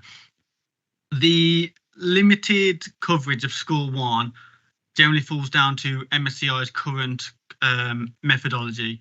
So it's very difficult for them to independently verify if these audits have taken place and if they are truly independent. But this is something that we're working with our data provider to cover. We're currently having quarterly meetings with them to try and drive progress in terms of data reliability, and also, again, to improve the coverage of the metrics we already include. To add on to this, we think it is a really important metric to include. Similar to when we look at the data availability, this also helps provide insight to the accuracy of the overall portfolio aggregated metrics. So moving on to the next slide, we can just talk about the equities scope 1 and 2 emissions. I should say in here, I think the reports you've seen from us at the moment, there has been some minor amendments on the normalised finance emissions benchmark. That's due to the currency denominations that we've had in place. But you will be receiving as soon as possible with the updated graphics. But just to go over the metrics as they are here, so these are the updated numbers. We've got the finance emissions over time on the far left, and you can see a significant decrease occurring from 2019 to 2021, and this is down to asset allocation decisions. So you left 2 existing passive funds and entered a climate multi-factor fund, and that helps drive the decrease in finance emissions. You can then see from 2021 to 2022, there is an increase. That's largely attributable to the fact that during 2021, it was obviously a lockdown year, and as economic activity slowed down, so did the emissions associated with companies. And so as you move from 2021 to 2022, you do see that increase come back up. But again, it's worth noting from 2019 to 2022, there is still a decrease. And overall from 2019, which is the baseline for your targets, there has been a 19.4% decrease, and that outperforms the benchmark by 24%. We see similar trends for the finance emissions as well for the weighted average carbon intensity. For the normalised finance emissions over time, there's been a decrease of 32.5%. You'll know that's more than what it is for the absolute emissions, and that's due to the fact that the AUM that increased over this period was less than the increase in finance emissions. And finally, on the far right is the weighted average carbon intensity. This can be interpreted as the portfolio's exposure to more carbon intensive companies. And again, we see that decline over time as well. If there's no questions on this, we can move to the fixed. Oh, sorry. Thank you, Chair. Just to get a score of 1, you said audited GHG emissions. So who carries out the audits? So that would be, people like KPMG, the big audit firms. Could you use your microphone? Sorry, I always do that when I come here. I always forget to do that. Yeah, so it would be the big audit firms. They are appointed by the company themselves, but they have the concept of independent audit. Those numbers often now appear in the report and accounts, so they have an extra level of scrutiny there. And they're still not 100% perfect, but we obviously think that audited numbers are better than unaudited. There's at least an independent review. Yeah, obviously I used to work for one of the big 6. I used to work for Ernst & Young, so it's very important that we do have an audit of these companies and are regularly rotated to ensure sort of independence of this data, because clearly getting a score 1 would improve your graphs and the quality and accuracy of the data that we're reporting on. So I actually generally didn't know who did the audit, so I'm quite reassured that some of those companies like KPMG and Ernst & Young and PwC are involved in those sorts of audits, because they are international organisations and they should be independent. Yeah, that's right. And there are, of course, also other guidelines encapsulated in the combined code about audit rotation. And we would vote against at the AGM if a company hadn't rotated its audit and the audit tenure was too long, etc. So that also speaks to that point as well. Great, thank you. I think Mr. Cartwright has a question for the team at the moment. Thank you. It's probably something you can't answer now. I'm more than happy for you to come back to you at a later point. In terms of business emissions, it really relates to direct emissions from buildings they use and manufacturing processes. Two are very different. And the question is, with what we now know for just about every industry worldwide, home working, the sell-off of buildings and the removal of employees that went to an office that could be correlated because the office burnt so much fuel because so many employees were there, that are now shifted to home working.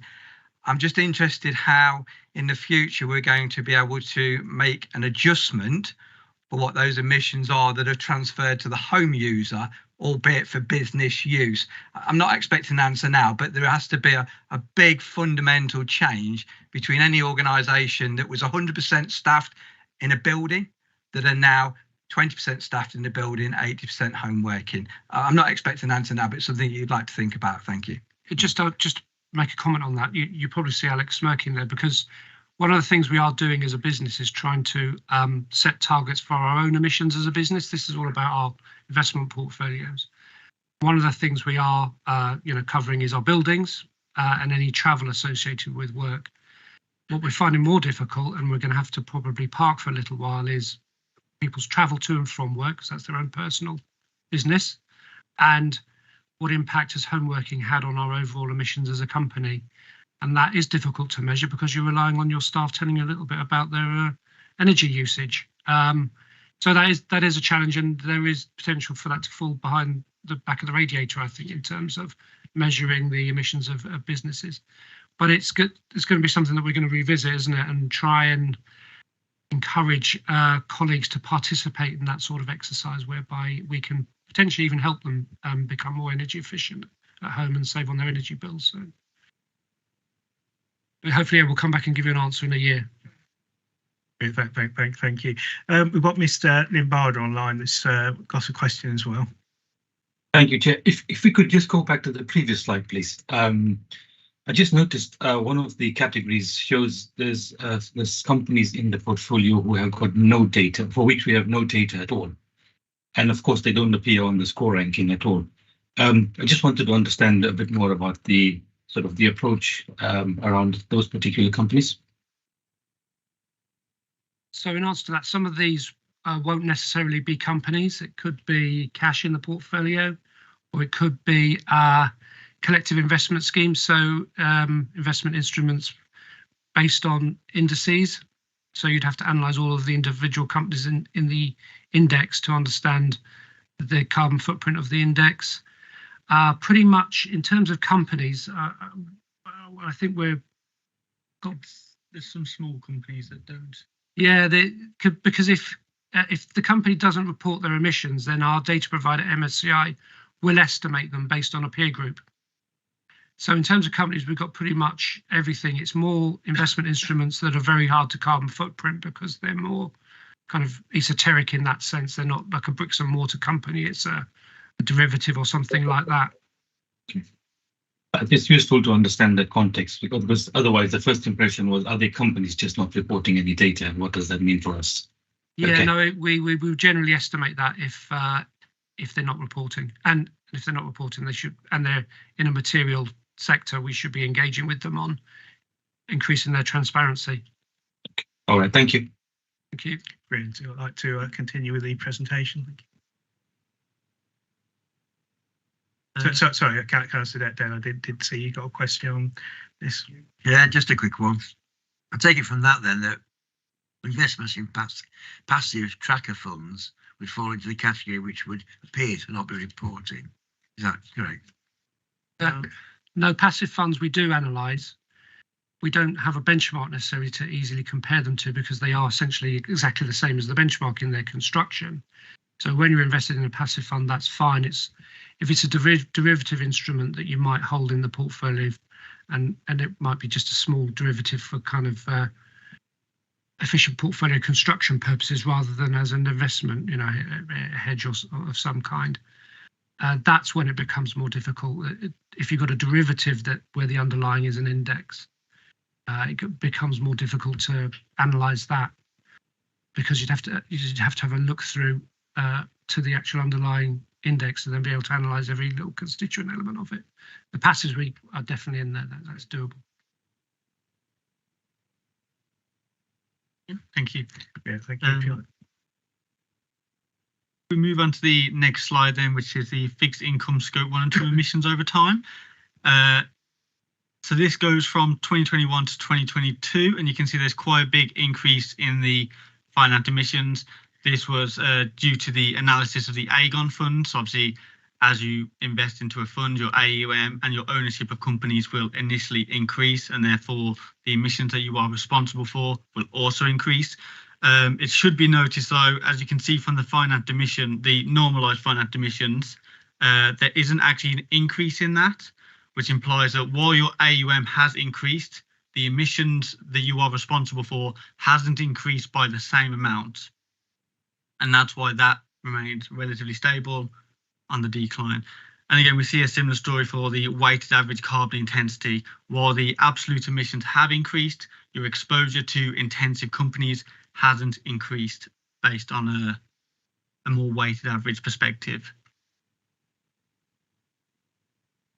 And again, for the absolute finite emissions of the fixed income portfolio, you can see that you are currently 20% below the benchmark. And then for the weighted average carbon intensity, that's decreased by 11% from 2021. We should mention as well, for this data, this is only looking at the portfolios which have data availability above 60%. If there's no questions on this. So this is based on those who are choosing to report and report well. So this isn't, is that what you're saying? Sorry. No, sorry. So this is based on where we can have data availability for the whole portfolio above 60%. In the confidential report that we provide, we also provide the metrics for the whole fixed income portfolio as a whole. But we thought it's important to, because when you include these areas where there's low data availability, you have the risk of skewing the data significantly. So while we do want to present it as well, we think it's important to look where we know the data is most accurate. And just to clarify there, where there is low data availability, it's because the fund also invests in sovereign bonds. It's difficult to carbon footprint a government and come up and then add that to a company's carbon footprint. That doesn't lend itself to very interesting or meaningful analysis. And then there are some private companies that aren't listed on any stock exchanges, but they do issue debt, and their level of transparency is very low because they're not listed. They're not used to having investors like us challenging them and scrutinizing them and asking them for data. So that's where that you can get lower levels of transparency and disclosure in fixed income portfolios. Okay, thank you. Is that okay? Really, would you like to not lost further question. I'd just like to carry on. Thank you. So moving on to the final slide I'll be covering before I hand over to Ed, the total equity scope 1 and 2 finance emissions. So we think it was important to include this within the presentation. This is a new graphic to the report, but we do think it's really helpful. So this provides a overview of so for this case, it's total equities, the distribution of finance emissions by sector. And then we also cover whether these finance emissions are associated with a company under an engagement program. So you can see that currently most of the finance emissions, well, not most, but a large portion of finance emissions are attributable to materials, accounting for 39.4%. As of that, though, 77.5% of the finance emissions within the material sector are covered by an engagement program, and overall 69.5% of finance emissions are associated with companies in an engagement program. So this really helps to target engagement in the future and where the sectors need the most engagement. And we also think it's especially helpful for, let's say, a pension fund based on the climate target of 90% of the fund's finance emissions to have a net zero target, alignment, or subject to engagement. So this will help monitor that progress, but also work on it as well to target companies and sectors. So moving on to the next slide, that's everything from me. So thank you for your time, and I'll hand over to Ed. Thanks very much, Alex. Hello, everybody. I'm Ed Baker. I've recently joined LGPS Central. Just by way of quick background, I previously worked for the Foreign Office in China, and then was prior to also was kind of advising some of your peers in other countries such as Australia, Japan, Canada, and across Europe. So quite familiar to these types of conversations. I think what we want to talk about now is so that is the analysis of climate risk, but then what to do about it. And I think we've now followed on from our public commitment on net zero to develop a strategy, and this is very much in line with, of course, what you've already published. So I think that's good news. But I think if you reflect a little bit on what Alex was talking about there, I think one takeaway is that there's two classes of climate-related risks and opportunity. There is sort of company-specific risks that you may face, and then there is economy-wide. So in the near term, you're looking at about a dozen sectors which are very energy intensive that are exposed to the changes that we're seeing in energy markets at the moment. But over the longer run, there's going to be no part of the economy that's going to be shielded from a changing climate. So what that means then is for an investor is you're not able to trade yourself away from climate exposure. And so really the strategy that we've developed is not looking at the carbon intensity of the portfolio, but it's also thinking about how the overall economy can move forward. So we published this now about a month ago, and there's a two-prong approach. So on the one hand, we're looking at public markets. So that is in listed equity or public debt, where there is fairly good data availability, as Alex just described. So if you have decent data available, you have methodologies that provides a basis for setting target.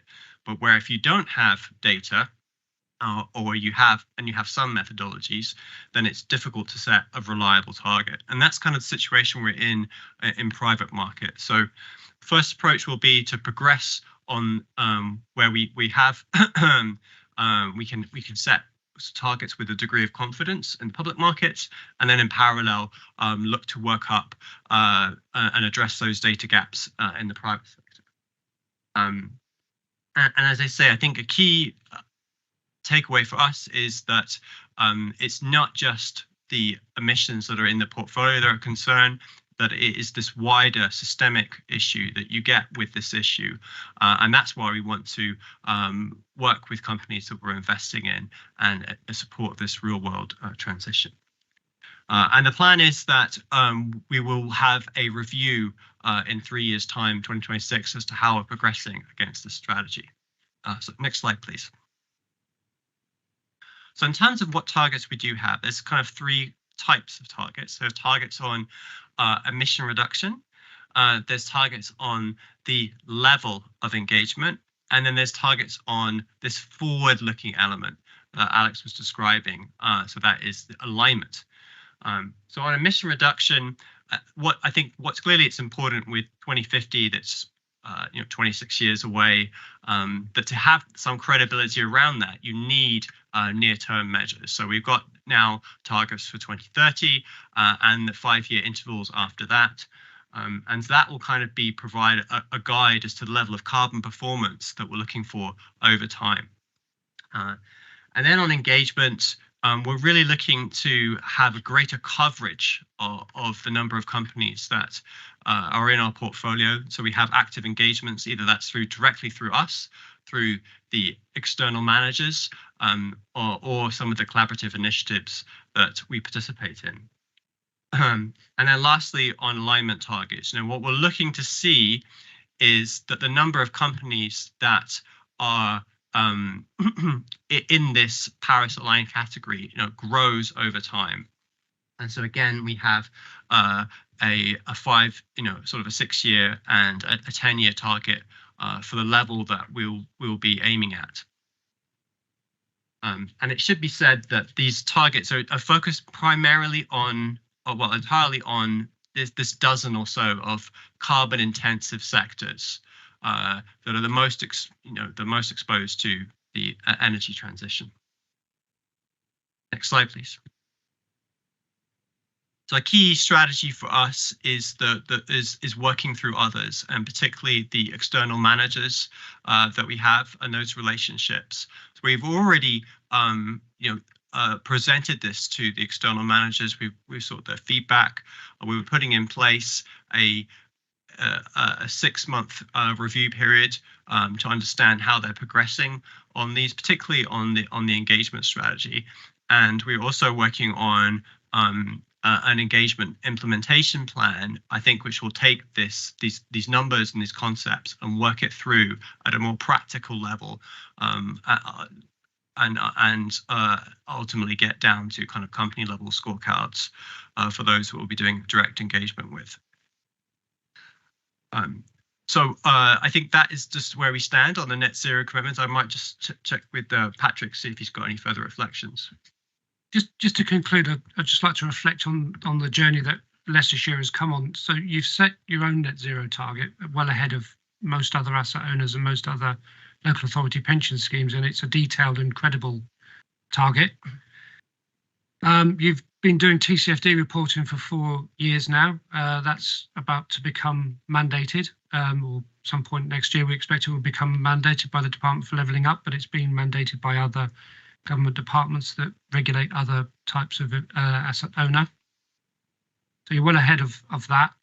We've done the gap analysis. There's not many gaps to fill. There's a bit of work to be done, but I think a lot of the hard work has already been done on that front. And you've made asset allocation decisions that have driven your carbon footprint in the right direction. So I think you've got ahead of the game in many respects.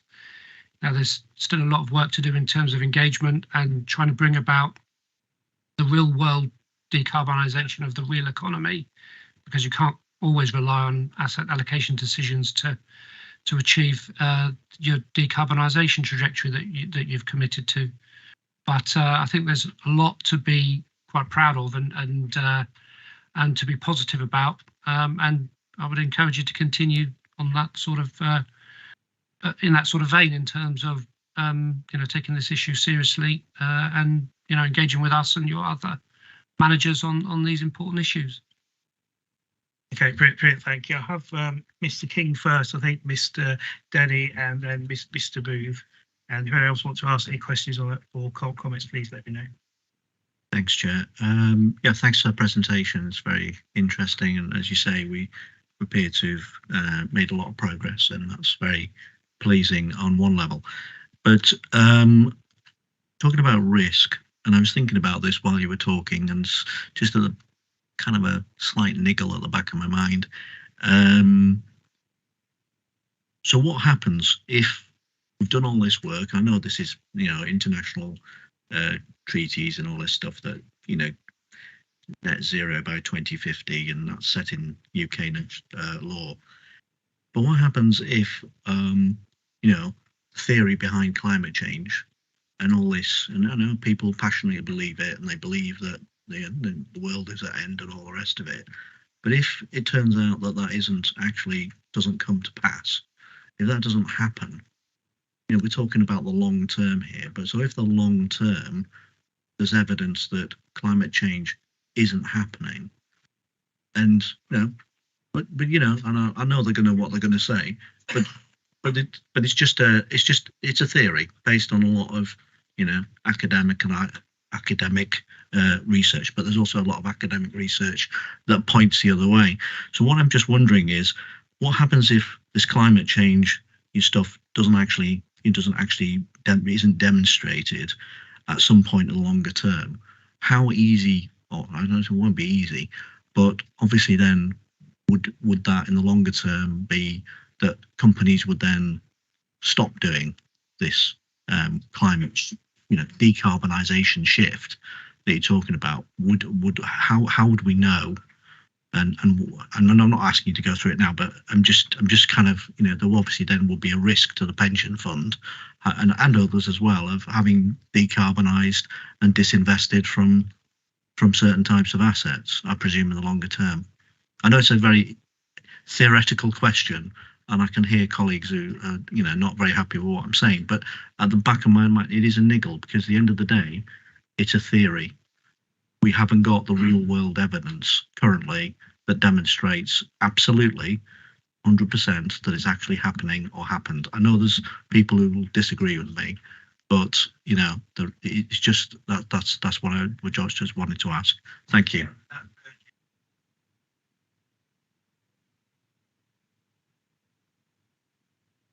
Sorry. Okay, thank you. I think that there is a genuine point there to the people who are here. I mean, I don't necessarily agree with what's being said on that. I don't think it's a personal opinion. I think it's a general clarification. I didn't say that was my personal opinion. I just said. Okay. Answer the question, please. Yeah, so there's a couple of things baked in there, isn't there? I mean, we can talk about the evidence, and all of this is science-based. So it's based on the science. It's based on what climatologists are telling us. They are the people who should know. And I read a statistic a while ago that the consensus amongst climatologists that man-made climate change is happening is as strong as the consensus among doctors that smoking causes lung cancer. So there's very strong consensus amongst that community that this is happening, and it's being contributed to by man-made activities. We could go into the evidence, but I think that's probably counterproductive. But I think underlying your point, that it is an important point, because I think what's more a danger here is that the world doesn't transition on the trajectory that we want it to, that it either doesn't transition at all or transitions on a lower trajectory. And therefore, what does that mean of constructions of investment portfolios? And we should reflect upon the fact, well, if you're integrating climate risk into your investment decisions, what should your portfolio look like now in terms of the holdings to manage and mitigate those risks? And what should it look like in 10 years' time? And that's a very difficult question to answer, because ultimately your objective is financial returns, is investment returns. And so what's the optimal exposure to fossil fuels? What's the optimal exposure to materials and utilities? That's very difficult to know. And I think the answer to that is that it's really up to the investment managers and the fund managers that you appoint to make those decisions based on the evidence they see in front of them. And what we're trying to do here, and I think what investors are trying to do, is to encourage a real world decarbonisation. So the companies that we invest in need to shift their business models to reduce their emissions, to embrace renewable energy, to become more energy efficient. And there's lots of business There's a business case for doing that anyway, because you save money when you become more energy efficient. And that's the important thing here, is investing in the real world economy as it transitions, and trying to encourage and take advantage of the opportunities that transition will throw at investors. And it will, because we're seeing renewable energy and all sorts of different technological developments. It's being referred to as the third industrial revolution, that will create attractive opportunities for investors. Thank you. Yeah, thank you. I've got, I did have Mr. Denny, but he's left, so I've got Mr. Booth next, and then I think Mr. Councillor Clark wants to ask a question. Thank you. Very interesting presentation, and I liked the idea of you measuring things and auditing it properly, and then concentrating on where you're going to engage. What happens when that, ideally that's a long way to do it, and you're one investor with many. But what happens when companies who you try to engage with just won't play ball? What do we do then? Do we just say, oh, well, we'll try again next year and year after? Or do we actually say, sorry, this company in particular is not engaging within that. We need to quit. So there are various tools available to investors on that front.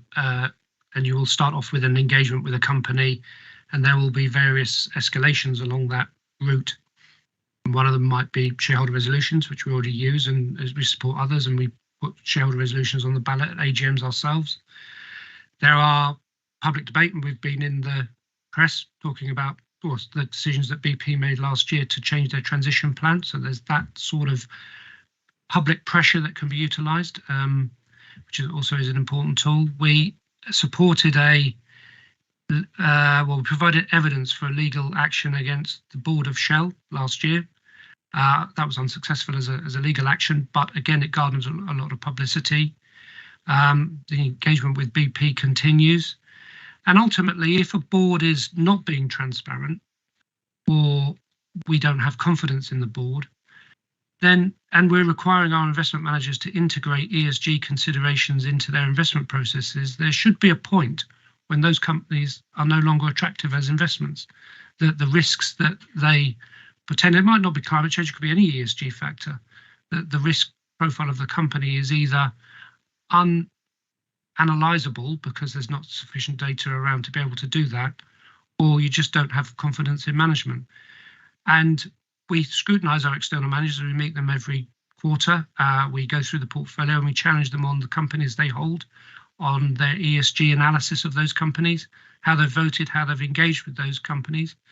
There have been a number of occasions where these managers have said that engagement's not working anymore, that we've sold the company. Now, they haven't done that with a Shell yet. They haven't done that with a BP yet. But that is the ultimate end game following engagement and with thorough ESG integration, that you would sell the company. And they buy and sell companies all the time. There's loads of companies that they haven't invested in because they can't get comfortable with the ESG credentials of the company. So that's kind of an ongoing business as usual activity for any responsible investment manager actively managing an investment portfolio. Yeah, happy with that one.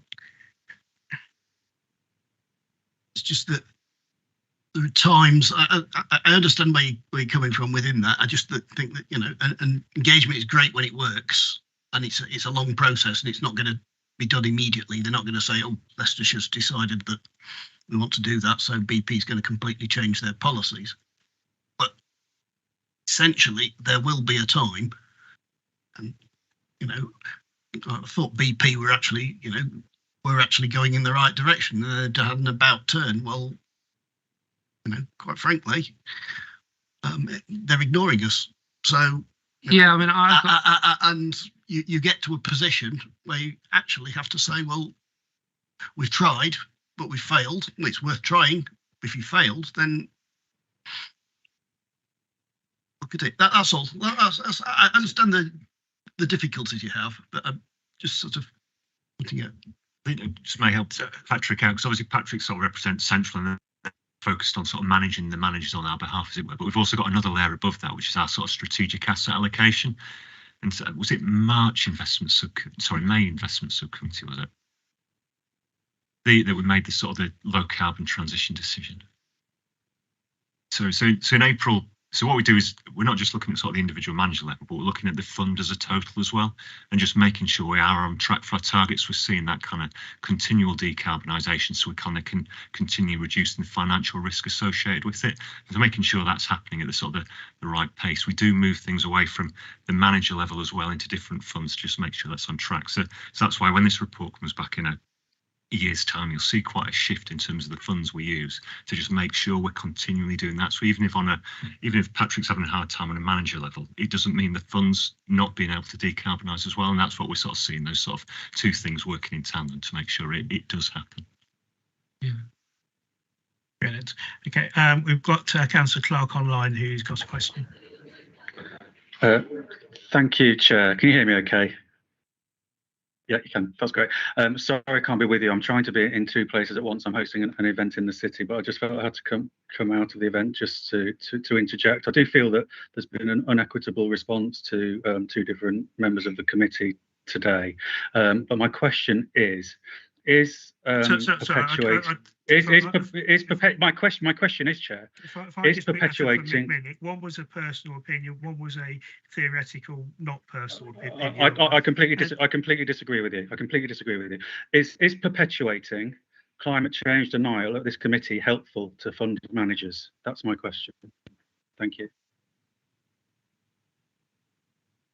The position is, I suppose, that the pension fund has been for as long as I can remember, is that it recognises sort of climate change, and all the sort of strategy and investment processes are built around kind of that transition to sort of net zero. And it's kind of, you know, even though we've sort of I suppose the net zero climate strategy only got sort of fully approved this year, even preceding that we have recognised climate change. So it's not a fund position at all. So we just got to be careful that we don't mix, I suppose questions up with fund positions. I think you've misunderstood me. I think asking the question if the science changes, I think that puts fund managers in a very, very difficult position. Indeed. I'd like to come back on that, Edward. Well, I think if we just put climate science to one side, you look at it from the perspective of economics. So earlier this year, I think it was the head of China's national oil company, state-owned enterprise, expected that oil demand in China will peak this year. And bearing in mind that over the last 10 years, the country that has accounted for 50% of growth in oil demand is China. So if you look out to 2050, what do you expect to see? Which sectors are likely to grow? The oil and gas sector could actually shrink. Demand for that could actually shrink by a factor of 2, whereas demand for electricity could go in the opposite direction. So I think you can look at it from hard-nosed financial perspective, and you can still identify movements in the markets. And there are these kind of co-benefits, as Patrick was saying, that relate to just energy efficiency and the costs, these sort of the co-benefits of these technologies, which are independent of what they're doing on the technology side. So I think, yes, the climate driver is important for some of these things, but it's not the only factor that we're seeing in energy markets at the moment. Thank you. I've got Councillor Marsh wanted to ask a question of the panel. I did, and I think when we reflect on this meeting, we'll see that I have been asking questions pertinent to the papers throughout, in spite of being read the conflict of interest stuff, unlike another member of the committee. But there we go. My question. So I'll just interject again. What Mr. King did say, and he had explained, it was not his opinion, it was a theoretical argument. I think right, which is debunked quite swiftly, hasn't it? I think the panel gave a really good answer on that as well. So I thought that was a good response to the theoretical question. Right. I think we'll have to move on from that, but clearly we disagree. So my question was is the question I originally asked to Kat earlier on, and I was told to bring back to the panel here. So and it's about the successes from engagement, and perhaps it's a piece of a further paper at another time, because I know Kat's talked quite a lot about engagement, and I guess I don't tangibly know what that means, but it sounds like she hands that over to Ed, who then does all the work and the analysis here and some strategic stuff, and then hands that over to the partner agencies externally. So I guess I'm trying to understand tangibly, quantifiably, in terms of what that means, the successes from that policy and that clear commitment to engagement. And it doesn't have to be here, and it doesn't just have to be around fossil fuels, but it would be really helpful to kind of understand how the £6 billion that this fund invests on behalf of those 100,000 people is not even shifting the dial, but is in line with some of those policies and what we're doing to kind of nudge those companies to meet those aspirations that we have. Thank you. Should we comment on just some of the achievements of engagement generally that the responsible investment community has contributed to? I'd be really happy also to take paper on it, or a written response, because I'm conscious of the time of the meeting. No, I'm happy for Kat to come back with something. But while I've got the chaps here who want to provide an answer, let's get them to answer while I've got them here. Yeah, so and anecdotally, I mean, if you look at, when we talked about it earlier, the level of disclosure amongst listed companies compared to private companies that don't have shareholders, listed companies are far more transparent.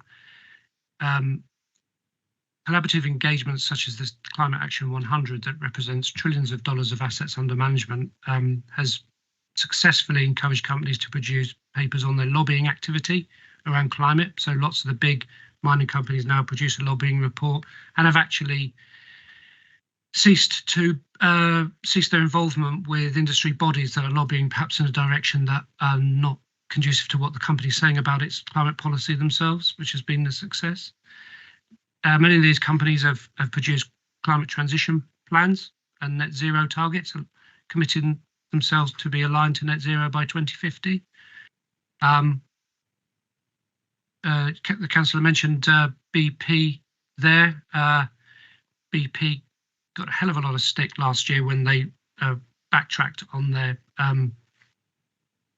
transition plan, and they pushed back some of the targets. And so that kind of publicity and scrutiny is being generated by investors. And I prefer to think of this as less about engagement and more about responsible ownership. We do own these companies. They're owned by their shareholder base. And in the absence of responsible investors, you'll have investors who don't really care and don't really engage and don't push management to do things, don't hold management to account, don't demand transparency from management. So it's really important that those investors that are long-term investors, like pension schemes that can take a 20 or 30-year view, that are investing across generations, encourage the management of these companies to think long-term rather than over the next 18 months, that we're not entirely focused on the next dividend payment, that we're focused on what the company is going to be doing in 10 years and how they allocate their capital expenditure and their R&D budget to build so that's still around in the future. Because we want a stock market that's an attractive place to invest to. It's going to provide us with returns that are going to enable us to pay pensions. So we're in this for the long term. That's a really important perspective to bring to capital ownership. And it doesn't always yield successes, but it's important that ownership exists. And just to talk about emerging markets, I mean, emerging markets are a challenge. But emerging market economies face challenges in terms of the transition. And, if we withdraw financing from emerging market economies, how are they going to transition in the absence of finance? And there was one of the successes thus far of COP has been a decision to provide a fund for developing economies to deal with climate-related disasters. So on the one hand, we're giving them finance to help the transition, but then on the other hand, we could be withdrawing finance through investment, and got to balance those two together. So I think it's a very complex scenario.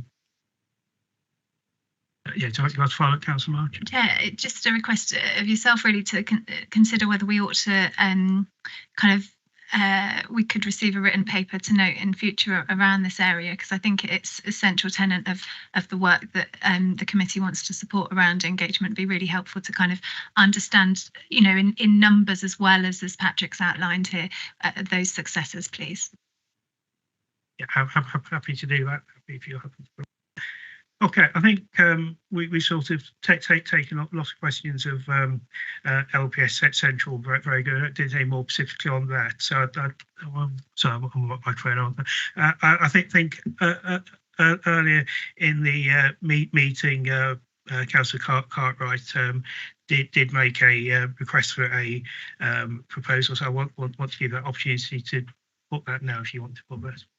Thank you. Firstly, can I thank Ms Smith and yourself for the opportunity to move it down the agenda to this point. It's very much appreciated. And I thank you for your report, and I'm very supportive of it. What I tabled earlier that you wouldn't have heard was that I proposed, in the light of COP28 taking place right now and the motions submitted to the board from district councils such as Hinckley and Bosworth Borough Council that I represent, that the LGPS require Central Pool to set up a fossil-free investment fund. At the moment, none of the investment portfolio Central offers is explicitly excluding fossil fuels, thus preventing some clarity. Doing some research myself, I know that other similar LGS pools in the UK, including Brunel, the London Collective Investment Vehicle, and the Border to the Coast pool, do have such funds as a result of their LGPS asking for them to be set up. So the motion I table today is perfectly valid, and furthermore, that these funds are very popular and performing well. Having a fossil-free fund would make it simpler for us to reduce our carbon-intensive holdings in companies such as producing coal, oil and gas, in line with both yours and our net zero strategies. It would also give us a straightforward fossil-free investment option should those companies' shares tip into being stranded unexpectedly fast, which is a real risk to the fund. Therefore, having such a fund would make the scheme safer, in my view, in perpetuity. Much of the Leicestershire LGPS money is invested via the Central Pool, which also invests for Cheshire, Derbyshire, Nottinghamshire, Shropshire, West Midlands and Worcestershire, all of which I'm sure would welcome a fund being set up without, and this is the most important point, interfering with the other funds already set up, so as to add clarity and direction. Would anyone like to second my motion? Thank you. Mr. Bill seconding that. Thank you. Yes, of course, I'll second it. I did before. I think the arguments we've heard, well, the points we've in this report, the latest report we've had this morning, it really strengthens the argument. So I'm more than happy to second this motion. Thank you. I'd like to take some comments from Declan, who's got his hand up. Thank you, Chair. So, I mean, the approach taken today to ensure the fund is on track, is I've touched on it a little bit before, is we've been using funds that do reduce the weighting of companies that aren't transitioning in line sort of with where our overall sort of strategy is, rather than actually sort of going for straight exclusions, which I think is more what you're touching on. But before we kind of consider kind of an approach to sort of actually how we invest our money, we do need to take kind of proper advice from the investment advisors. And because the strategic asset allocation is coming to the January committee anyway, we do kind of consider the approach to how we sort of balance a sort of risk reward scenario. What I sort of propose is that if the committee does want to kind of consider that sort of fund, actually the January committee is the place for it, and we can tee up the investment advisors to kind of sort of show how that can be considered and how it kind of contrasts to the approach that the fund is already taken to kind of decarbonise. Thanks, Dave. I think this is a very important subject. I think also it does have a lot of financial implications to the pension fund, one way or another. So I'd like to propose that we amendment to the amendment that we do take this at the January. Is that the right one, or the earliest available committee, and look at this properly with a proper paper so we can discuss this properly on that. I'm happy for that, Chairman, so long as we have the understanding that part of the motion there was that this has already been set up by other fund, so that due diligence has been done. All I'm asking for is to to show the same kind of practice. So I will bring it back to the next meeting. I thank you for your indulgence on that, and I hope you can work with us to support that, because what I'm not proposing here is that everything moves from one to the other straight away. It's just simply a fund that investors can choose to invest in that has nothing to do with fossil fuels, and that will be very small in its inception and will grow over time. So it is not a political motion. It is just simply adding clarity and the ability to actually say we are wishing to invest in that fund and not make any difference to all the other funds, hence not being a political motion. I've had my say. You've indulged me today. Thank you, Chairman, and I hope we can bring this back to the next meeting with unanimous support, because I don't see any objection to it. Thank you, Chair. Thank you. I just want to clarify, do I have a seconder for my members? So for yourself, Mr. Cartwright, or Mr. Howson seconded. So for the amendment that we bring it back to the you hear me okay? That's better. For the amendment that we bring it back to the January, or the earliest possible meeting after January. I'd like it to be January if at all possible. I have a proposer, a seconder, and just say all in favour on that. You put your hands up on the. So everybody's agreed on that. Brilliant. Thank you. Okay. The microphone off. Just going back on the report that we've had. Are there any further comments or anything else that we need? I think we've had a good debate here, so I think we need to move on that. So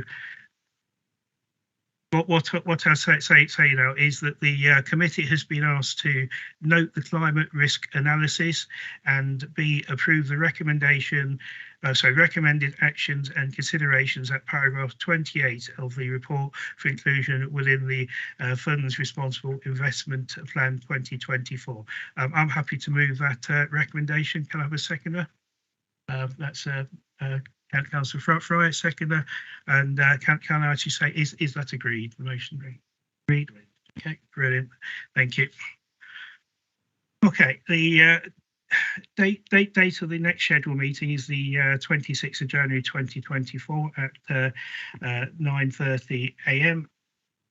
There are no, as previously stated, there are no items of urgent business, so we now come to item 15, which is the exclusion of the press and the public. I move that the public be excluded during consideration of the remaining items in accordance with section 100 open bracket A shut bracket open bracket 4 shut bracket of the Local Government Act 1972, except information. Is that all agreed? Brilliant, thank you. So can we just confirm the recording's now being ended?